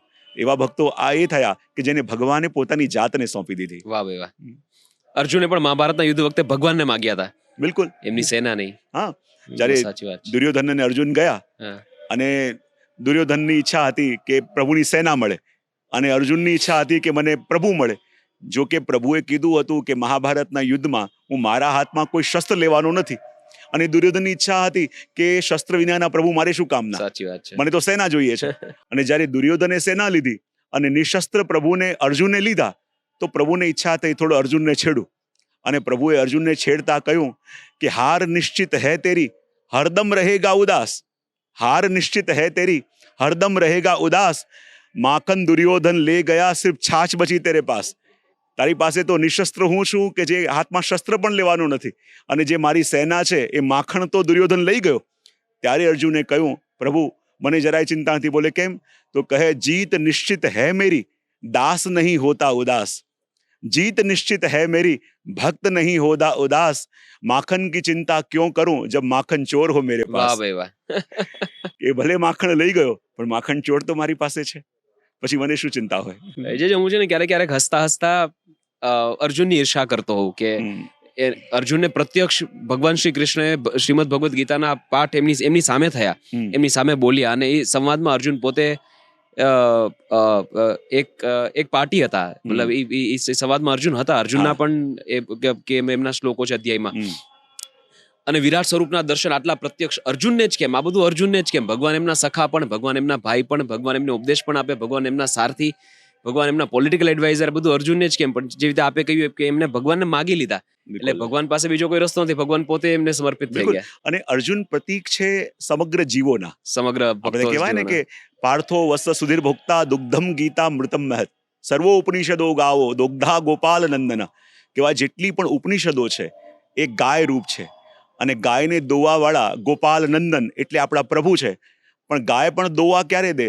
જ્યારે સામે વાછડું આવે. સાચી વાત. તો આપણા ગીતાકાર જે શાસ્ત્રકારો એમ કહે છે કે સર્વ ઉપનિષદો એ ગાય છે, દોવા વાળા ભગવાન, પણ અર્જુન રૂપી વાછડાને જ્યારે સામે ઊભું કર્યું ત્યારે પ્રભુએ એને દોયું. તો અર્જુન પ્રતીક છે જીવ માત્રના, જેના મનમાં પણ સંશય છે અને જેના મનમાં પ્રભુની શરણાગતિ છે તો આજે પણ ભગવાન એની પાસે આવીને એને ગાઈડ કરે છે. જે કોઈ એક મેસેજ ભક્તોને આ પોડકાસ્ટના માધ્યમથી અગર આપને આપવો હોય તો? હા, ટૂંક સમયમાં અંદર જોવા જઈએ તો વ્યવહારિક જગતનું નવું વર્ષ આવશે અને વ્યવહારિક જગતના નવા વર્ષમાં બધા પ્રવેશ કરશે તો એક નવા સંકલ્પ સાથે આપણે કરીએ, નવા રીતિ સાથે આપણે કરીએ અને 3 વસ્તુ આધ્યાત્મ જગતની અંદર યાદ રાખીએ. એક છે પ્રતીક્ષા, બીજું છે સમીક્ષા અને ત્રીજું છે પરીક્ષા. આ 3 વસ્તુ જીવનમાં યાદ રાખવી જોઈએ. સૌથી પહેલા છે પ્રતીક્ષા. જીવનમાં આજનું ફાસ્ટ લાઈફ એવું છે કે થોડાની અંદર માણસ અધીરો થઈ જાય, પણ પ્રતીક્ષા રાખીએ કે જ્યાં પ્રતીક્ષા છે એનો રિસ્પોન્ડ પણ જરૂર મળે છે. માટે યોગ્ય સમયમાં યોગ્ય વસ્તુ આપણને મળે એટલે પેશન્સ રાખીએ. બીજું છે પરીક્ષા. જીવનમાં આપણી આસપાસ રહેલા લોકોની પણ પરીક્ષા કરતા રહીએ. પરીક્ષા શાના માટે? જીવનમાં 3 પ્રકારના લોકો હોય છે. એક પાંદડા જેવા, એક થડ જેવા અને એક મૂળ જેવા. તો આપણને એ જાણવું જોઈએ આમાંથી પાંદડા કયા છે, થડ કયા છે અને મૂળ કયા છે. સાચી વાત છે. પાંદડા જેવા કયા? કે લીલુંછમ ઝાડ દેખાતું હોય તો એ પાંદડાઓને કારણે શોભા દેખાતી હોય, પણ જ્યારે મોસમ બદલાય તો સૌથી પહેલા પાંદડા ઉડીને જાય છે, પાંદડા સાથ છોડીને જાય છે. તો કેટલાક લોકો આપણા જીવનમાં એવા હોય કે જ્યારે મોસમ સારી હોય રહે, મોસમ બદલાય સૌથી પહેલા એ ઉડે. બીજા હોય છે ડાળી જેવા, કે એમ તો બહુ સારા હોય પણ ડાળી ઉપર થોડુંક વજન મૂકો તો પછી એને રડતા વાર ભટકી ન જાય, લાગે. તૂટી જાય, રાઈટ. કેટલાક લોકો આપણી આસપાસ એવા હોય જોડે ઉભા રહે પણ જરાક રિસ્પોન્સિબિલિટી આપો તો છટકવા લાગે. સાચી વાત છે. અને ત્રીજા હોય છે મૂળ જેવા, જે દેખાતા નથી હોતા પણ એ છે તો બધું છે અને બરાબર. એ છે આપણા પરિવારજનો. સાચી વાત. આજે આપણે જે પણ કરતા હોઈએ, બહાર આપણે દેખાતા હોઈએ, લોકો આપણને ક્રેડિટ આપે, પણ એ ભૂલી ન જવાય કે આપણે બહાર રહી શકીએ છીએ એના માટે ઘરમાં રહેલા એ પરિવારજનોનું સૌથી મોટું યોગદાન છે. સાચી વાત છે. જો એ ભોગ ના આપતા તો આપણે આજે આ જે કરી છે એ કરી ન શકતા. ભલે લોકો આપણને જુએ છે તો આપણને કહે, પણ એમાં એમનો ભોગ ઘણો મોટો છે. તો એમના પ્રત્યેનું ગ્રેટિટ્યુડ, એમના પ્રત્યેની કૃતજ્ઞતાનો ભાવ એ રાખવો સૌથી મોટો જરૂરી છે. જો હું ઘણીવાર મારા પ્રવચનમાં એક એક્ઝામ્પલ આપતો હોઉં છું કે આપણે દરેક વ્યક્તિ જગતમાં છીએ ને કેવા છે, એક જગલર જેવા છે. ને જેમ જગલર સર્કસમાં 5 બોલ એક સાથે ઉછાળતો હોય છે ને, એમ આપણા હાથમાં પણ 5 બોલ છે. આપણે બધા ઉછાળી રહ્યા છીએ, પણ એમાંથી 3 બોલ રબરની છે અને 2 બોલ ગ્લાસની છે. રબરની બોલ છટકી બાઉન્સ થઈને હાથમાં આવશે, પણ જો કાચની બોલ છૂટીને તો એ હાથમાં નહીં નહીં આવે. આવે, તૂટી એમાંથી જશે. વ્યક્તિનો વ્યવસાય એ પણ રબરની બોલ, એનું સ્ટેટસ એ પણ રબરનું બોલ, એની સંપત્તિ એ પણ રબરની બોલ, પણ માણસનું સ્વાસ્થ્ય અને એનો પરિવાર આ વાહ. 2 કાચની બોલ. વાહ. આ છટકી તો હાથમાં નહીં આવે. અને આપણે ભૂલ શું કરીએ છીએ? 3 રબરની બોલને સાચવવા માટે થઈ આ 2 કાચની બોલની આહુતિ આપી દઈએ છીએ. સાચી વાત છે. બધું મળે છે પણ કહેવાય ને, દુઃખ માણસ એકલો ભોગી શકે, પણ સુખમાં એને પોતાના નિકટ જોઈએ. સાચી જ્યારે વાત છે. આપણા નિકટના જોડે હોય ને બહુ સાચી તો વાત એ છે. સુખ ભોગી શકે બહુ છે. સાચી વાત છે. બહુ સાચી વાત છે. જે આ પ્રત્યક્ષ મને જે વચનામૃતનું રસપાન કરવા મળ્યું છે મારા જન્મદિવસના દિવસે, એ પણ નાથદ્વારાના પવિત્ર સાનિધ્યમાં, આના કરતા વધારે સારો બર્થડે હોય જ ન શકે. આ મારા જીવનનો અત્યાર સુધીનો સૌથી સારો જન્મદિવસ. અને આપની પ્રત્યક્ષ રહીને આ કેવી કેવી વસ્તુઓ શીખવા મળી કે પરિવારજનોનું મહત્વ, જીવનમાં પાત્રતા કેળવવાનું મહત્વ, કે સારી વસ્તુ પર ફોકસ કરવું, તમસ તત્વો પર ફોકસ ન કરવું જોઈએ, આવી ઘણી બધી વાતો. સ્વીકારી લેવું, સ્વીકારમાં કેટલો પાવર છે, અને પ્રભુ પાસેથી પ્રભુને માગો, બીજું કઈ નહીં માગો. આવી ઘણી બધી વસ્તુ જે હું અહીંથી શીખીને જઈશ અને લાઈફ લોંગ શું કહે કે મારી સાથે રહેશે અને અમને એમાંથી હું પણ બહુ શીખતો આનંદ રહીશ. થયો, કારણ કે જે કાર્ય આપ કરી રહ્યા છો આ સાધારણ કાર્ય નથી. આ એવું કાર્ય છે કે આપના દ્વારા અપાતા એક વિચાર પણ આપણને ખબર ન હોય દુનિયાના કયા ખૂણે જેને એની જરૂરત હોય, અને એક હતાશ નિરાશ વ્યક્તિને પણ એક સારો વિચાર પણ આશાથી ભરી દે ને તો આપણને લાગે આ કાર્ય બહુ મોટું થયું. અને પ્રભુએ આ કાર્ય આપને સોંપ્યું છે. સારા વિચારો લોકો સુધી પહોંચાડવા એ પ્રભુની લીલા છે, પ્રભુનું કાર્ય છે. સાચી અને વાત. જ્યારે પ્રભુ પોતાના આયોજનની અંદર આપણને એક રોલ આપે, સાચી વાત છે. જેમ તમે કહો છો કે અર્જુનની મનમાં ક્યારેક એમ થાય પ્રભુએ એ રોલ અર્જુનને કેમ આપ્યો, હા. તો એવો જ રોલ તમને પણ પ્રભુએ અરે આપ્યો છે વાહ. જે આપની કૃપા અને પ્રભુની કે કૃપા. તમે સદવિચારો લઈ હા, હા. લોકો સુધી પહોંચાવી શકો, અને લોકો સુધી આ સશક્ત માધ્યમથી પહોંચાવી રહ્યા છો. તો પ્રભુને એ જ વિનંતી કરું શ્રીનાથજી બાવાના ચરણોમાં કે આપને ખૂબ સારું સ્વાસ્થ્ય આપે, ખૂબ આ જ રીતે આખા પરિવારમાં આનંદ રહે. આ જ રીતે પ્રભુ સદા આપની સાથે રહી આ કાર્યને ખૂબ આગળ સુધી લઈ જાય અને જન જન સુધી, ઘર ઘર સુધી અને ઘટ ઘટ સુધી આપ આ વિચારોને અરે વાહ. પહોંચાડો. એ જ આશીર્વાદ આજના દિવસે આપને આપું છું. ખૂબ ખૂબ આભાર છે. તમારા ચરણોમાં મારા દંડવત પ્રણામ સ્વીકારજો. ખૂબ ખૂબ આશીર્વાદ.